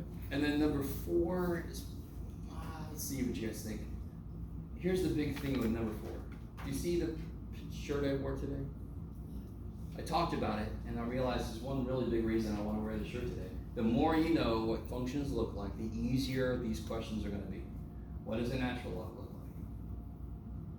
Looks like an L in it. No, what's it look like if you graph it? Can you draw it in the air, anybody? Okay. Yeah. I'm trying to think from your perspective. It looks like this, yes? There's an asymptote at 0, correct? Okay. So when the input approaches 0 from the right, what does the output do? What do the outputs do? They go to negative infinity, correct? You understand? You know that because you know the graph of ln. You know what it looks like. What's happening to the inputs in 4a? As the limit does its thing, what's happening to the inputs? As I let my inputs go towards 2 from the right, what's happening inside? It's going to what? 0, yes? You plug a 2 and you get 0, yes? Now the reason I'm going from the right is if I try to plug a 1 in, what do I get? 1 squared is 1 minus 4 is? Are natural logs cool with negatives inside? No. Nope. That would be an imaginary kind of thing, but we're not going to worry about it. Okay. We're only going to worry about real stuff. Yes? So that's why I had to go from the right. Do you all agree with me that the input for natural log for this limit is going to 0? The input is Yes. going to 0. Therefore, what's the natural log doing? What's the output doing? Going to negative infinity, done. Yes? So for this kind of problem, x squared minus 4 goes to 0, so natural log of x squared minus 4 goes to negative infinity. Bam! And that's just because you know what natural log looks like. Yes? Yes. So if x was approaching 2 from the left side, it would be going towards The whole problem would be null and void. It's sort of like, alright, square root this, yes? So what is happening as x goes to 0 from the left? Why is that question silly? Because Does the function exist to the left of 0? So how do you approach it if you got no road to go down? So if I said x goes to 2 from the left side, there is nothing there. Natural log doesn't exist on the Oh, negative because side. Yeah, that's a good question, but that would be a nonsensical question, Okay. right? Okay. So if I ever do that, you could just put, shut up with your nonsense. I don't wanna do it, so I see if anybody writes it. Who got part B? Who thinks they got part B? What was your first step? Factor. So you factor, what's the bottom factor like? Minus 3 squared. So I kill one of those. Now, can you all agree with me that that is not indeterminate? Why not? 3 over 0. It's over 0 though, so it's some kind of infinity. How do I determine in this case if it's negative infinity or positive infinity? I could have changed one thing about this and that would have changed the sign of the answer. The top is close to 3. So the top is positive, you agree? The bottom, is it gonna be positive or negative? And some of you guys might be like, how the hell do I know? Well, what kind of numbers am I plugging in? Numbers that are bigger than Numbers that are bigger than 3, correct? Because I'm approaching 3 from the right, so I'm putting 3.1, 3.01, so the bottom is always coming out as, positive. so therefore it's gonna be positive infinity. I would make the answer negative infinity. I just approached 3 from The other way. the left. So then I'm putting like 2.9, 2.99, the bottom would be negative, the top is positive, it'd be going to negative infinity. Okay. Just as positive. So this is what I mean, when you're gonna see problems like this, trust me, if the answer is positive infinity, put a plus. So many times you guys have all these marks, and I'm like, is that negative or is that, I don't know. So just a positive, Jeff. You know, make it really clear to me. Yes? Okay. It's sort of like, real quick, I don't do true false questions because I always get at least one person that would give me that letter. What letter is that? And so I literally, it's happened. I had somebody come in and said, what's that? And they're like, well, what's the answer? Are you, what? How dumb do you think I am? And they're like, oh, it's falling good enough. And they're like, get out of here. Anyway, sorry. I guess, I don't know if anybody's ever done this before, and like, you're like, oh, just look at it the right way, teacher. Okay. Sorry, go away. Okay. What about this guy? What's a really good way to rewrite this so I can kind of analyze it better? 1 over sine. Yeah, so this would be the limit as x goes to pi from the right, x over sine x. So the top, is it going to be negative or positive? Positive because I'm approaching pi, yes? So it's positive. Everybody's positive when pi's involved. The whole idea then is what the hell's the bottom? Because the top is going to be pi in the limit. What's the bottom limit? That would be 0. 0. Yes? Now I know what you're getting to, but let's get there. I'm plugging in things. Now, sine likes what again? What? Sine likes y. Where is pi? Here, yes? The 0 to pi, yes? If I'm plugging in angles that are bigger than pi, correct? I'm approaching to the right. I'm in the third quadrant then, am I not? Mm-hmm. And what is sine in the third quadrant? Negative. It's negative, so this is going to be negative infinity. Negative infinity. So if I just would have approached pi from the left, the answer would have been positive infinity, because then sine is positive up here. Yes? It's negative down there, positive up there. Maybe. So when it's not indeterminate, but the bottom is 0, then you change your whole perspective. You're like, everything now should be, is it positive infinity or negative infinity? Because I know it's some kind of infinity. So you got a 50-50 shot if you don't have time to really figure it out. Just 50-50 shot it. What the hell, right? Play the odds. Or figure it out. That's even better. Okay. How do you guys feel about that worksheet now? Yes? Wait, so like you have the option of like, or just plain old does not exist? Is there just like? Oh yeah, I didn't really make, since I put the, if I would have done this, if I would have been smart, and I just am not, so I apologize guys. If I would have just put this, If you would have listened to what I just said, if everybody listened to what I just said, what would the answer be to this? Danny. Huh? Danny. Does not exist, because from the right, it's negative, and from the left, it's positive. So it does not exist. It doesn't even agree on how it's not existing. So it just plain old doesn't exist. That's what I mean by plain old. If it doesn't even agree on what infinity it's going to, it just plain old doesn't exist. If it does agree, then it's infinity in that case, yeah? Okay. Or negative. Alright. How you guys doing? You're like, I haven't talked about infinity so freaking much. And it's weird, Jeff. Okay. So, you're not going to believe this, but we're going to look at section 2.6. Ow! Oh, sorry. I did this on purpose to myself because I always forget to talk about this. Let me see what you guys think about this. Okay. Did everybody do this for me? Just make exactly this, a little XY table with A and B on the x-axis. Not XY table, XY plane. With A and B on the x-axis.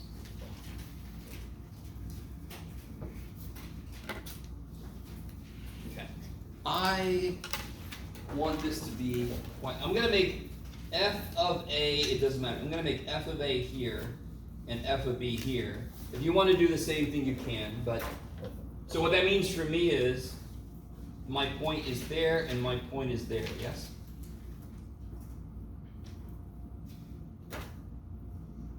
You could put these anywhere you want to. I just put them there. If I tell you that f of x is continuous,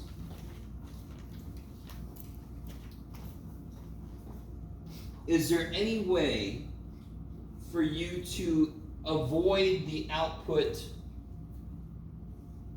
being this? No. So I want you to connect, I want you to fill in the function, it's continuous, and let me be more specific, on AB at least, yes? So it's continuous on AB, which means it exists everywhere in there. Is there any way for you to draw it so it avoids having output of L? What's the book use? Does it use C? It uses N. That's weird. And it's still continuous? Yes. It must be continuous. You're like, I got you, Jeff. I'm gonna avoid L. I'm gonna avoid L. I'm gonna avoid L. Ah, shit! No. So, I mean, you all agree with me? There's no frickin' way. No frickin' way. On one level, this is kind of dumb. You agree? If I'm like, connect these dots, but don't go through the middle. What do you get away from? So the only way I could possibly do it if I was allowed to jump. But that would be discontinuous, and that's what I started with. You can't be discontinuous. Y'all, is that cool? This is a huge theorem, though. Even though it's kind of dumb, there's a theorem called the transitive property, which is basically if I'm as old as you and you're as old as her, then she's as old as I am. Yes? I call that the duh property. If A equals B and B equals C, then A equals C. Duh. This one is almost on the same level, but it is crucial element for a lot of other theorems we're going to build on later. So if we didn't establish this, we couldn't do much of anything else. So all this says is if I have an L that's between my outputs, then there must exist a C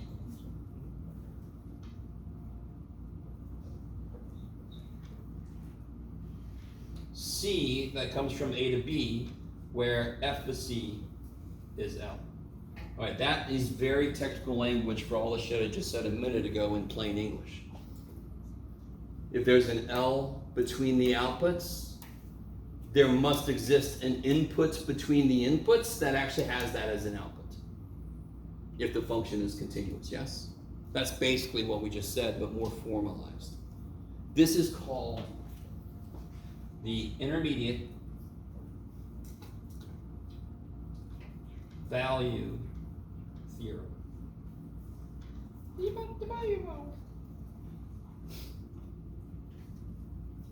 From now on, it's the IVT. Is that all right? I mean, that's really straightforward. But it's a really good example of how formalized language makes everything sound worse.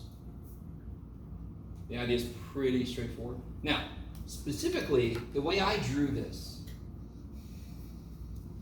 how would you define f of a? Did they even tell you what it was?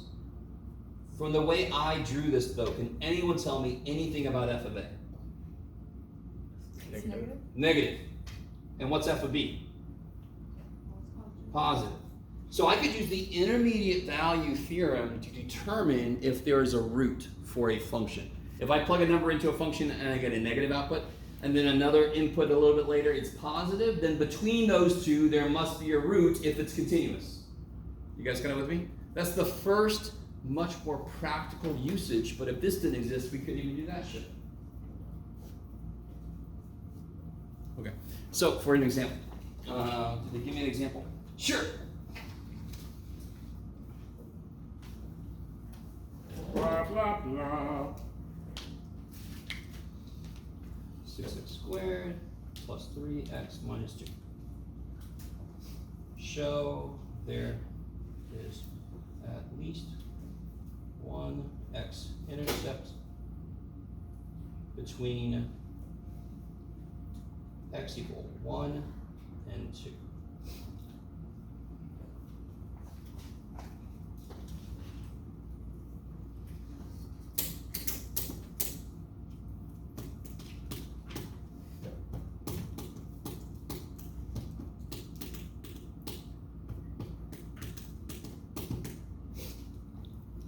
So what do you guys think you should do?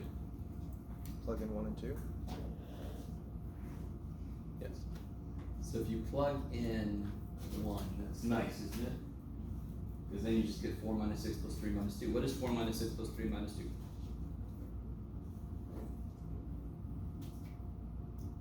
4 minus 6 is negative 2 plus 3 is 1 minus 2 is negative 1. So f of 1 is negative 1. What's f of 2? 4 times 8 is 32. 6 times 4 is 24. 3 times 2 is 6. So I get, strange, isn't it? Yeah, 12. So did the sign change from 1 to 2? Yes. What kind of function is this? Polynomial. Polynomial. The only way you can then say there must be at least one x-intercept is if the function I'm working with is continuous. If it's not continuous, it could teleport. Yes? It can do all kinds of funky shit. This is polynomial. It's continuous. So there must be at least one x-intercept. Why do I keep saying at least one? Because you're going to do this, and I just got this one and this one is 1 and 2, so it could go through the x-axis multiple times. Now we happen to know it's a cube, so it can only have 2 turning planes, blah, blah. You guys remember that from pre-calc? Cube, you can have at most n minus 1 turning points, yes, depending on your degree. This is 3rd degree, so it can only have 2, at most 2 turning points. Does that sound familiar to anybody? That's why it's got this, I always call this the Loch Ness Monster one. Loch Ness Monster. Okay. All right, I always forget that theorem. Not this semester. You know, like, yay, Jeff, thank you. So just to show you real quick, the homework is going to look very similar to stuff we've done. They're going to give you a graph and ask about where is it discontinuous. They're going to give you piecewise functions, same idea, yes. So there's a method to my madness with my handouts. Blah, blah, blah, more piecewise. Oh my God, so much piecewise. Okay. Ooh, even more physics, look. Physics. This is the gravitational, the force of gravity. Good shit. So, last thing for today, it's gonna take us, yeah, this is perfect.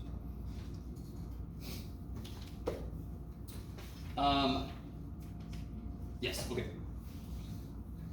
This will be a perfect little review. We've already done this, but you guys remind me.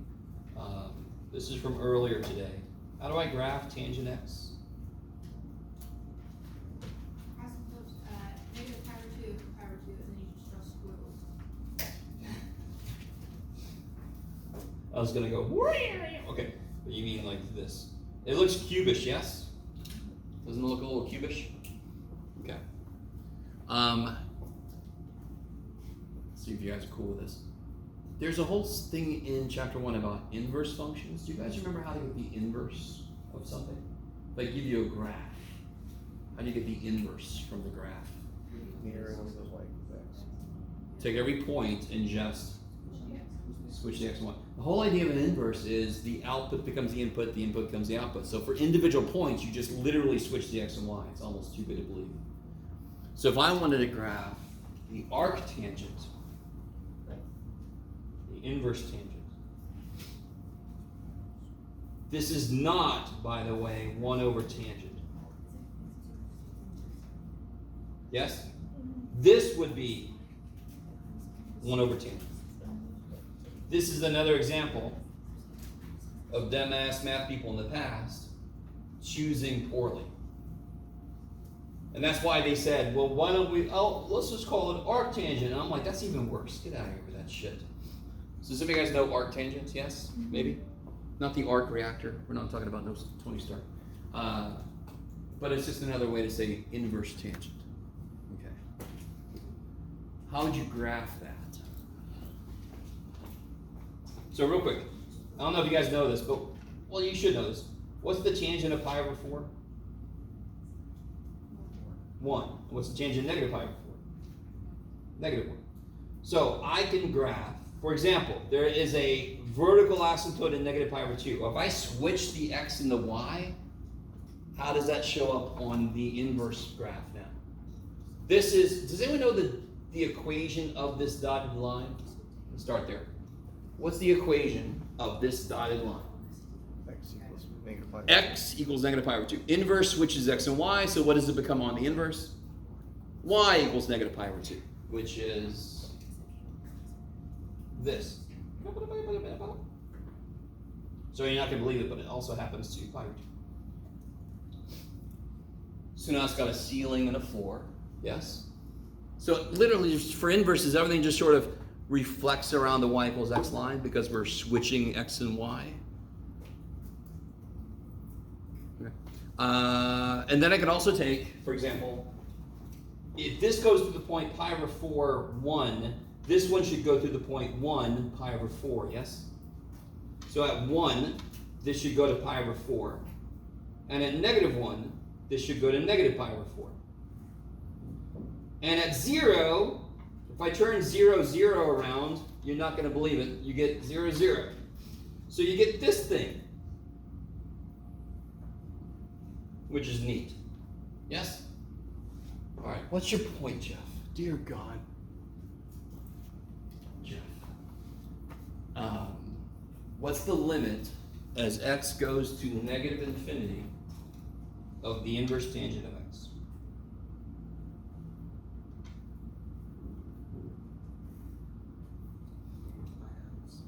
Negative pi over 2, yes? Does anyone remember this picture? The inverse tangent? Why is it only one cycle? Because in order for a function to have an inverse, it's got to pass the horizontal line test. So I had to cancel all the other copies of itself. I killed all the clones off and left the original, as far as he knows. Okay. I like the original. Oh, I like the original. Okay. So this would be negative pi over 2. So this 2/6, we already sort of stepped into it earlier. 2/6 is limits at infinity. They're also just the idea of infinite limits. So when we did vertical asymptotes, I was sort of doing that a little early. We talked about horizontal asymptotes, which is limits at infinity. Okay. So let me make sure I don't miss anything. Good, they do the same thing there. I love it. Blah, blah, blah, blah, blah. Okay, yeah, let me do this. I want to get very specific. Yeah, this is perfect. So you guys remind me real quick, little refresher. Can you guys remind me how this works?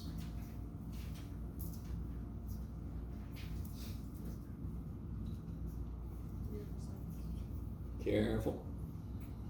I'm so evil. I am the meanest. I am so mean.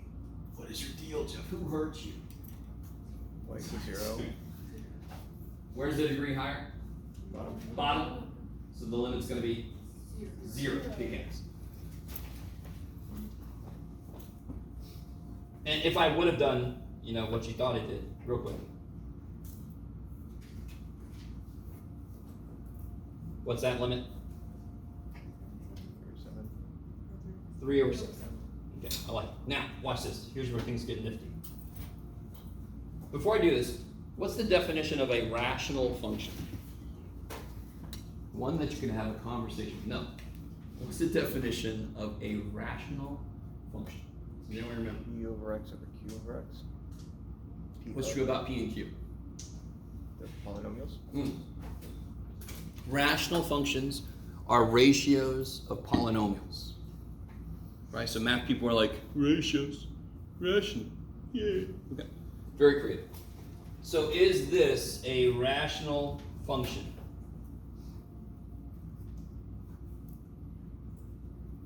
Yeah. You can do it. Is that a rational function? No. No, but it works the exact same way. Let me ask you a weird question. Well, the first question is not weird. What's the degree of the bottom? Second degree is. What's the degree of the top?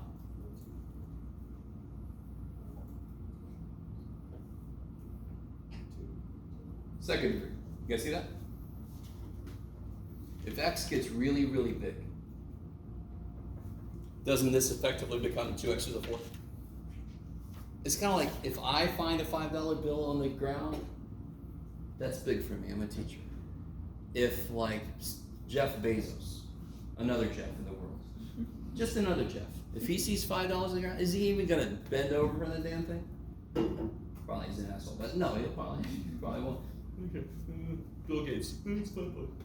You guys coming with me? It was 1,000. All right, you guys coming with me? So when X gets really, really big, this is big. 6 times 18 trillion is big. But 2 times 18 trillion to the 4th, comparatively, this is nothing. Yes? And then what's the square root of X to the 4th? So that top is second degree. Are the degrees the same? Are the degrees the same? So it should be the ratio of the coefficients of the highest degree terms. Now here's where you're going to make a mistake, maybe. What's the answer? Say again? Root 2. Yes. Because what's in front of x squared? Square root of 2. Let me do this a different way. We do this 2 different ways. One way, I don't even want you to write down. This is what we math people call hand wavy. Hand wavy. Looks like homework, you bet. I just said that when x gets really big, 6x doesn't mean shit. And when x is really big, is -1 even there? No. Do y'all agree with me then that this sort of becomes this when x gets really, really big? This is not good to write down. This is why I said don't even write this down. This is not technically correct. But what is the square root of 2? I don't know. What's the square root of x to the 4th? And what happens with these guys? So there's rad 2. Yes? So the coefficient is not 2, it's rad 2 because it's inside the radical. There is no 2. There is no 2. So there's a rad 2. Okay. Yes? Yes, right. All right, here is the other way to do this that I also don't want you to write down, but you can if you want to because it's technically correct. Do you remember the way we did it at first? I divided by the highest power. I don't mean to mislead you, but what's the highest power? I don't see any x to the 4th in there. Still 2. Still 2. It's the same reason, right? X squared is the highest power, yes? All right, I love you guys. There's a lot happening. We did this the first time we looked at a rational. I did it this way, divided by the highest power, so we could kind of see what was happening. Why was I allowed to do that? Because I can't do that if x is 0, but I'm going to freaking infinity, so x is definitely not 0, so I'm allowed to do that shit. And am I not allowed to divide top and bottom of a fraction by anything I want to as long as it's not 0? Any fraction in the universe, you can just divide it by whatever the shit you want to, top and bottom. You just feel like it. Alright. So if I divide by x squared. Now here's a major problem with the top. If I try to divide by x squared, that has a radical in it and x squared doesn't. So what is x squared equal to the square root of? You all agree that x squared equals the square root of x to the 4th. I have to write it like that so that it's able to even get into this dumb thing. So what's x squared divided by x squared? X squared divided by x squared? 1. That's crazy. 1 divided by x squared? Square root. So inside, this can now go inside because they have the same root, correct? You can't divide or multiply things unless they have the same root. So what's 2x to the 4th divided by x to the 4th? 2. And what's 6x divided by x to the 4th? And if I let x get really big, what happens to this? 6 divided by big goes to 0. And same thing down here. Yes? So what am I left with? Root 2 over 1, which is root 2. Yay. Okay. So that's a long ass way to do that shit. Yes? So you put root x to the 4th. You don't have to do that to the bottom as well? I did. I totally did. Because what is the square root of x to the 4th? X, You with me? uh-huh. Alright, I'm sorry. But does that make sense? I love it though. You're right. This is beautiful. You're like, math boy. You didn't do the same thing to the top, but I did. But it's the same thing. I just had to rewrite this one so it was able to interact with this crazy dude. Yeah, okay. Wait. This is a dumb question. What if it wasn't x to the 4th and we put it into a fraction to get Oh, shit. What if it was like into x? If it was fifth or something. Well, then on the bottom, you would have to have, X to the 5th. well, it would have to be x to the 5 halves to be the same degree. Oh, okay, so Yeah. in that situation. It would still work out. Okay, so in that situation, it would have to work out some way. It would have to be the same degree. Now, if your question was this, well, look, real quick.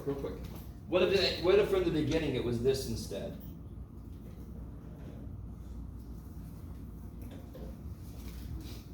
Anyone just see what the answer is? Are the degrees the same? Are the degrees the same? Where's the degree higher? Why? This is 5 halves, which is 2 1/2, which is bigger than 2, right? So what's the limit? No, the top goes too big, and the bottom tries to keep up but can't. So the whole thing goes to infinity, and I know it's positive infinity because the bottom square, the top is square root. You guys with me? Oh.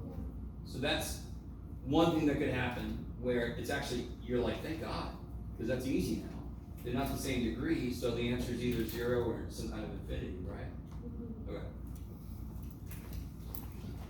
So this would be positive infinity. Okay. Yes?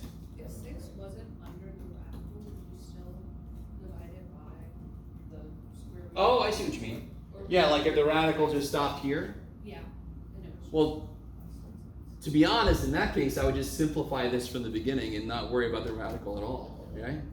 Yeah. But if I had like an extra plus, look at me, look. I'm trying to, okay. If I had an extra +1 here or something, then yes, I would have divided it by this. And what happens when x gets big? Goes to 0. See, so it would suffer the same fate. So even if it's, so if you have that and then there's something outside of the radical, it's still. You have to. When I'm dividing, I have to divide everything. I don't have a choice. Yeah. Yes. Do it again. Which power?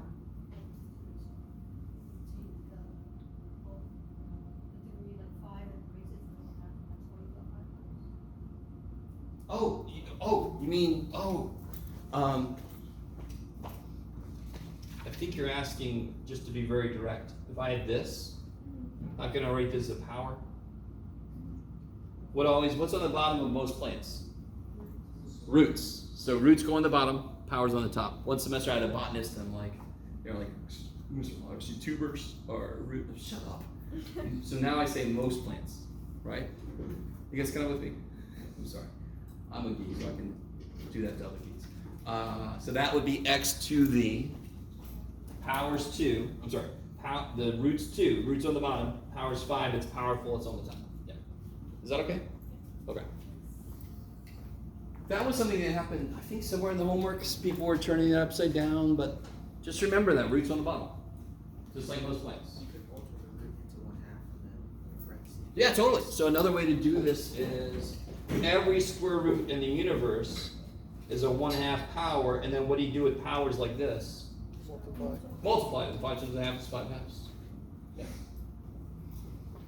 I just prefer to do less writing. But It's yeah. just related to its third root and stuff like that. Oh yeah. Totally. More visual. Is that okay? Alright, so, where was I? Oh good, so we did that. Now, let me see what you guys think about this. What do you think this is? I can't write like that, I have to put it like that. What do you think something in the form of that? Like if I had a function that was going to infinity minus another function that was going to infinity, what do you think that would come out to be? Which one's bigger? What type of infinity are they? When you say what type, what do you mean? Some infinities are bigger than others. Some grow to infinity more quickly. For example, you have x to the power of 5 or x to the power of x, which grows to infinity much more quickly than x to the power of 2. So I think earlier this semester, which is like in the last few days, sorry, I at some point said something about how quickly it's approaching 0, or infinity in this case, is going to become a big deal. So if the first function was going to infinity faster, the answer would be infinity. If this guy was going to infinity faster, this guy can't keep up. So watch this. 1 minus 1, 10 minus 2, 100 minus 3. Do you agree with me that this function is going to infinity? Yeah. Do you agree with me that this function is going to infinity? Sure. What's their difference doing? Going to freaking infinity. Yes? That's 0, 8, 97. That's going to infinity, correct? As long as the pattern I've set up actually continues. Yes? So I have two functions that are going to infinity, and sure enough, the subtraction is not 0. The subtraction in this case is frickin' infinity. Now, if I just turn this around, if this guy is going to infinity slower than this guy, then the answer is going to be, what's that going to be? Negative. Negative infinity. If they're going to infinity at the same rate, it doesn't have to be 0 even then. It could be some finite number. So let's look at a concrete example of this kind of problem. We could do that one, sure.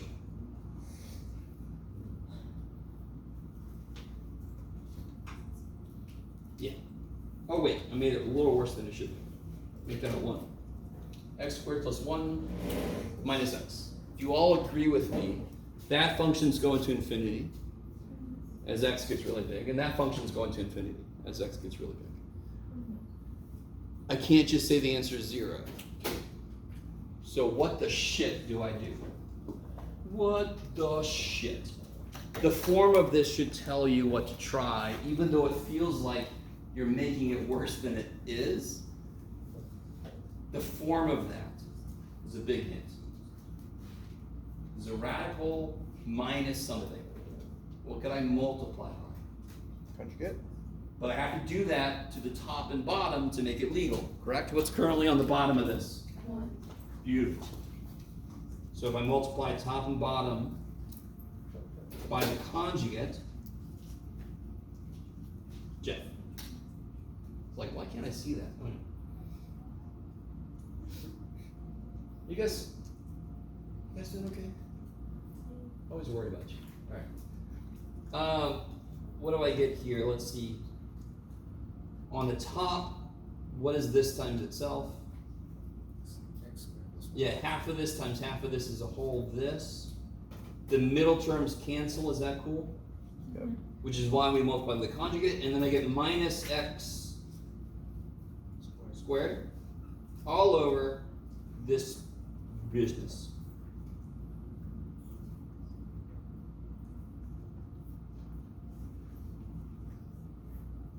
And what is that limit there?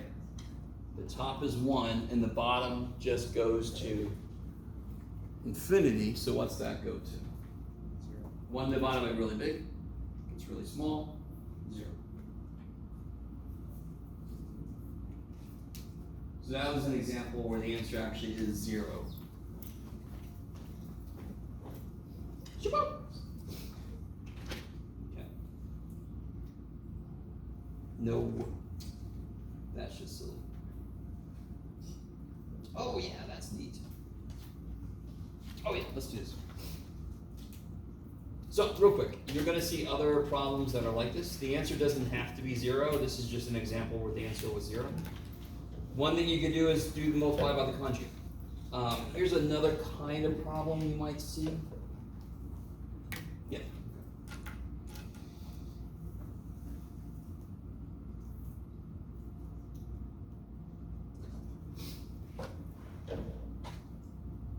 Can you guys all tell that's e to the 1 over x?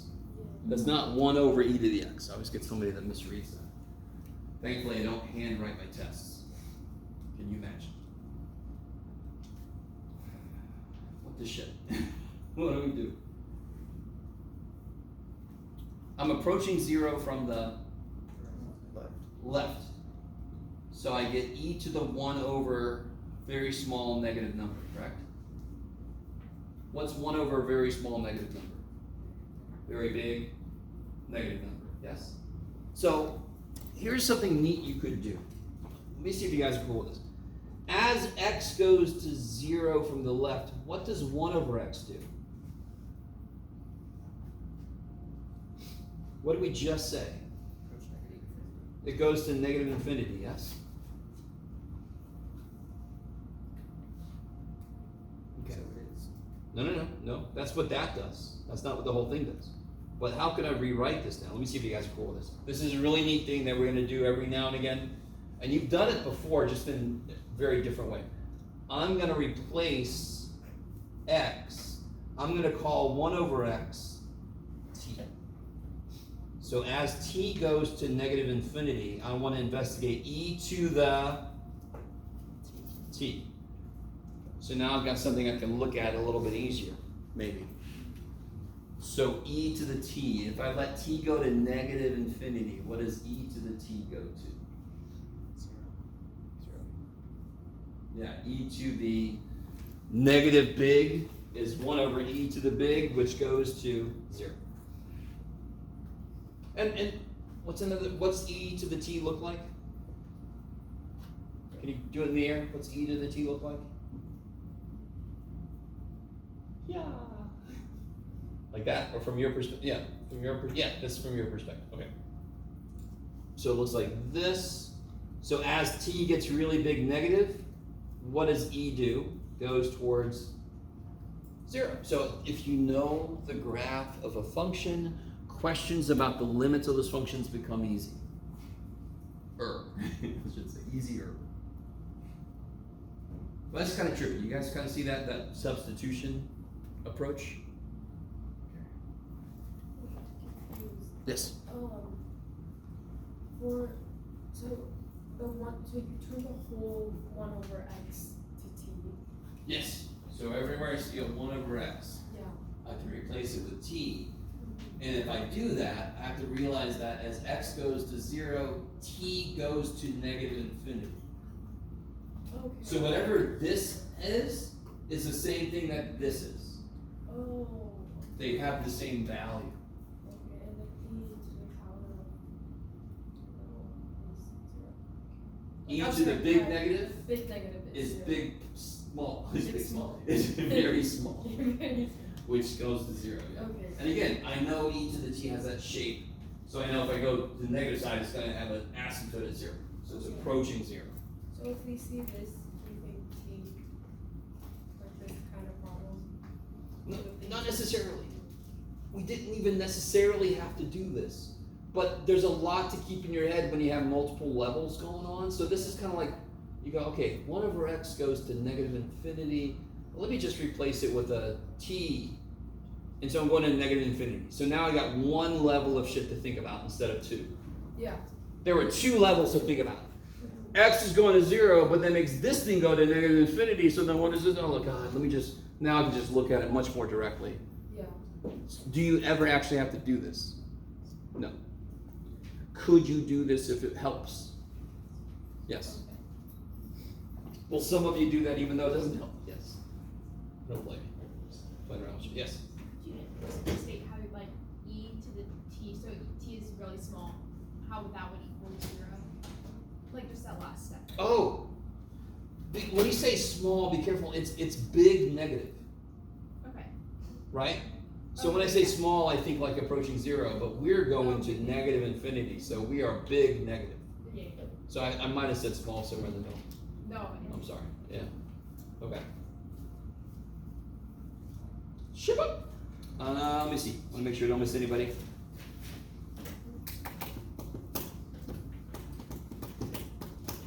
No, that's silly. Well, that's kind of good. Here, look at this guy. This is kind of dumb. All right, this is kind of dumb. What do you? I'm sorry. What do you guys think about that?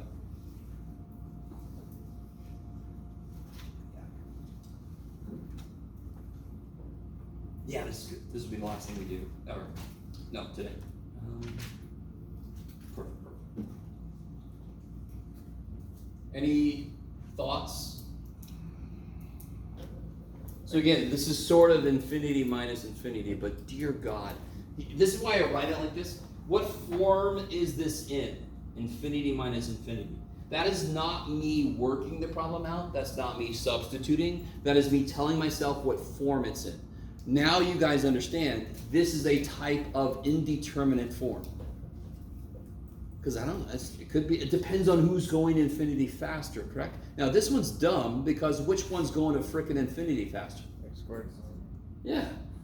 So getting big fast, getting big not as fast. So what's the answer?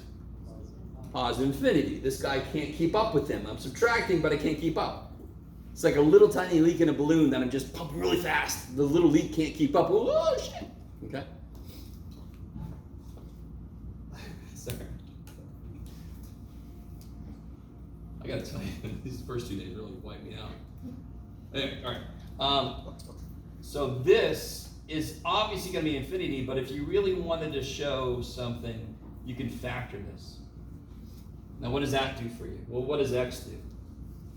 Goes to freaking infinity. What does x minus 1 do? Goes to freaking infinity. So what's something times something, they're both getting big, well it goes to freaking infinity, yes?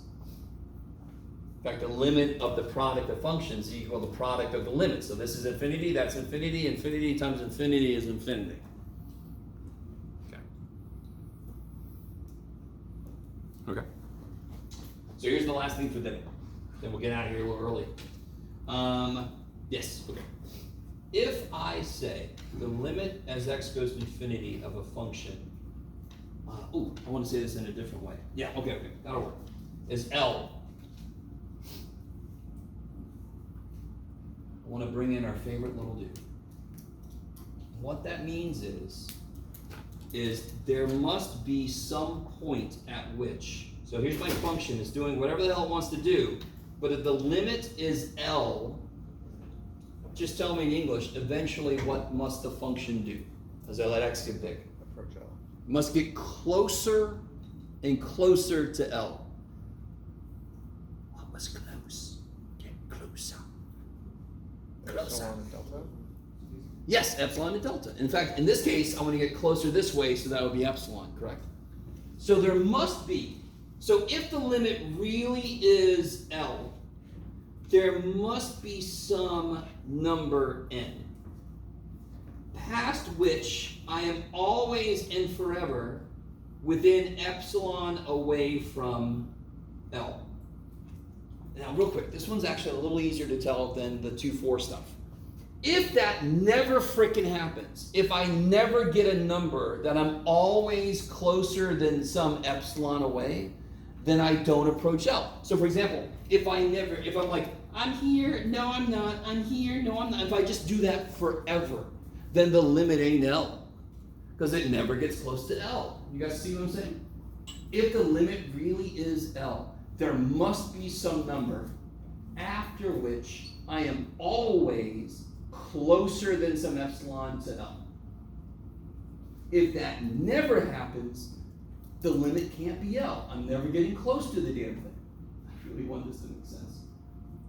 So if that limit is true, there must exist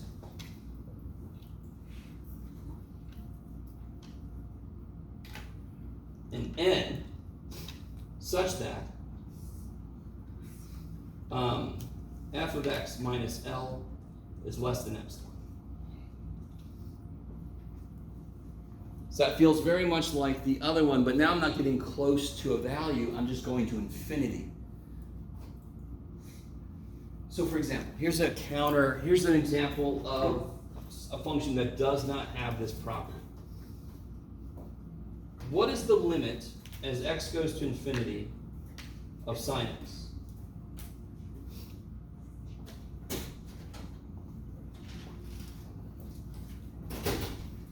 What's that limit? She said it doesn't have. This is beautiful because I almost forgot to even talk about this. This is the last type of, how do I say this? Oh, I'm thinking about a different class. This is a type of non-convergence. It doesn't really converge. It doesn't really get to a limit. Because what does sine do eternally?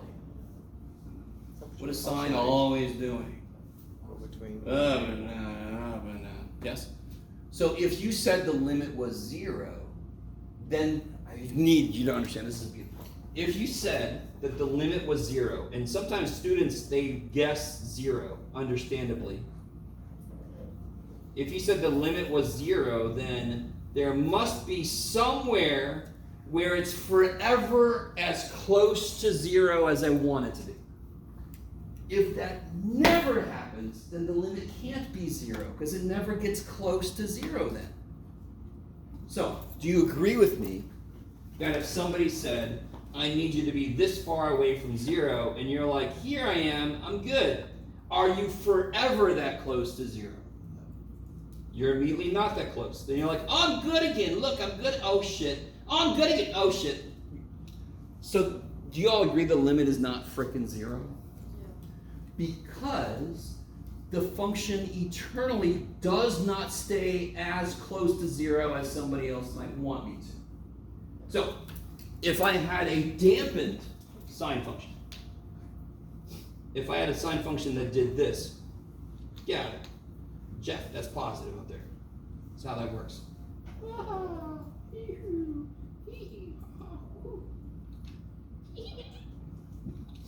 Then if somebody's like, okay, I need you to be this close to 0. And I'm like, okay, so there, after this point, let's say right there, after this point right there, you guys see after that point, it's forever closer to 0 than epsilon. You guys see that? Now that I've taken it away. Where is it? Oh shit, it's over there, this one. I need you to see, after this point, it forever lives between plus epsilon and minus epsilon, yes? If somebody else came along and said, I want you to be this close, you little jackass. I'm like, all right, jackass, sorry. Now, after this point, it's forever that close. So somebody better be able to say to me, if you think that's the limit, I want you to be this close forever. If I cannot find that, that is not the limit. Maybe it doesn't have a limit. In this case, we call this oscillatory divergence, right? If it was the first one is oscillatory, right? The second one oscillates, but it's dampening. The amplitude is getting smaller, so it is getting closer and closer and closer. Okay, maybe. And you guys are all like, shut up, dude. Are you guys okay? No? Was that too much? Did I push too far? Okay. I'm sorry. This is perfect, because next time I want to focus on 2728 for most of the time. Don't forget, so we're gonna leave really early? Is anybody upset about that? Right, because I think it's 1:25 we're supposed to leave, yes? So if anybody wants me to report me to my dean, it's right down the hallway. One semester I had somebody that said, yeah, Sean, go say Sean, this is Jeff Guy. We can ask for it. Huh? No, I mean, somebody was upset that I was letting us go early. They didn't report me. Oh, what? And now I like just make that joke. Don't get used to leaving this early, but let's do it today. Tomorrow we got that quiz, yes? First thing, and then of course, since you don't get enough of the quiz, we have another quiz on Monday. Like 5. Oh, for which one? The one limit of sign of X. Does not exist. It was actually just not. Does not exist. But no, like, less infinity that you have. It definitely doesn't go to infinity or You negative. started the two It's always bounded, Okay. but it just doesn't agree on something. So it's just a. Yesterday So same was thing all. that this one goes between 1 and -1. So Chuck, tell me way longer than I thought it would. infinity, so it doesn't exist. This one, this limit would be 0. Because they do agree on 0. They start getting closer to Bye. Then it doesn't, it's oscillatory.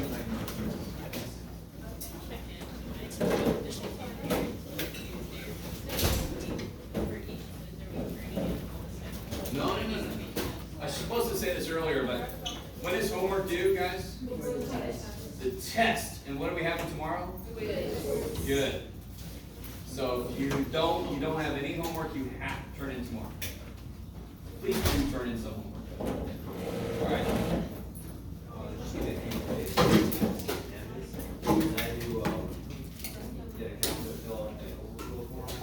Oh, I see what you mean.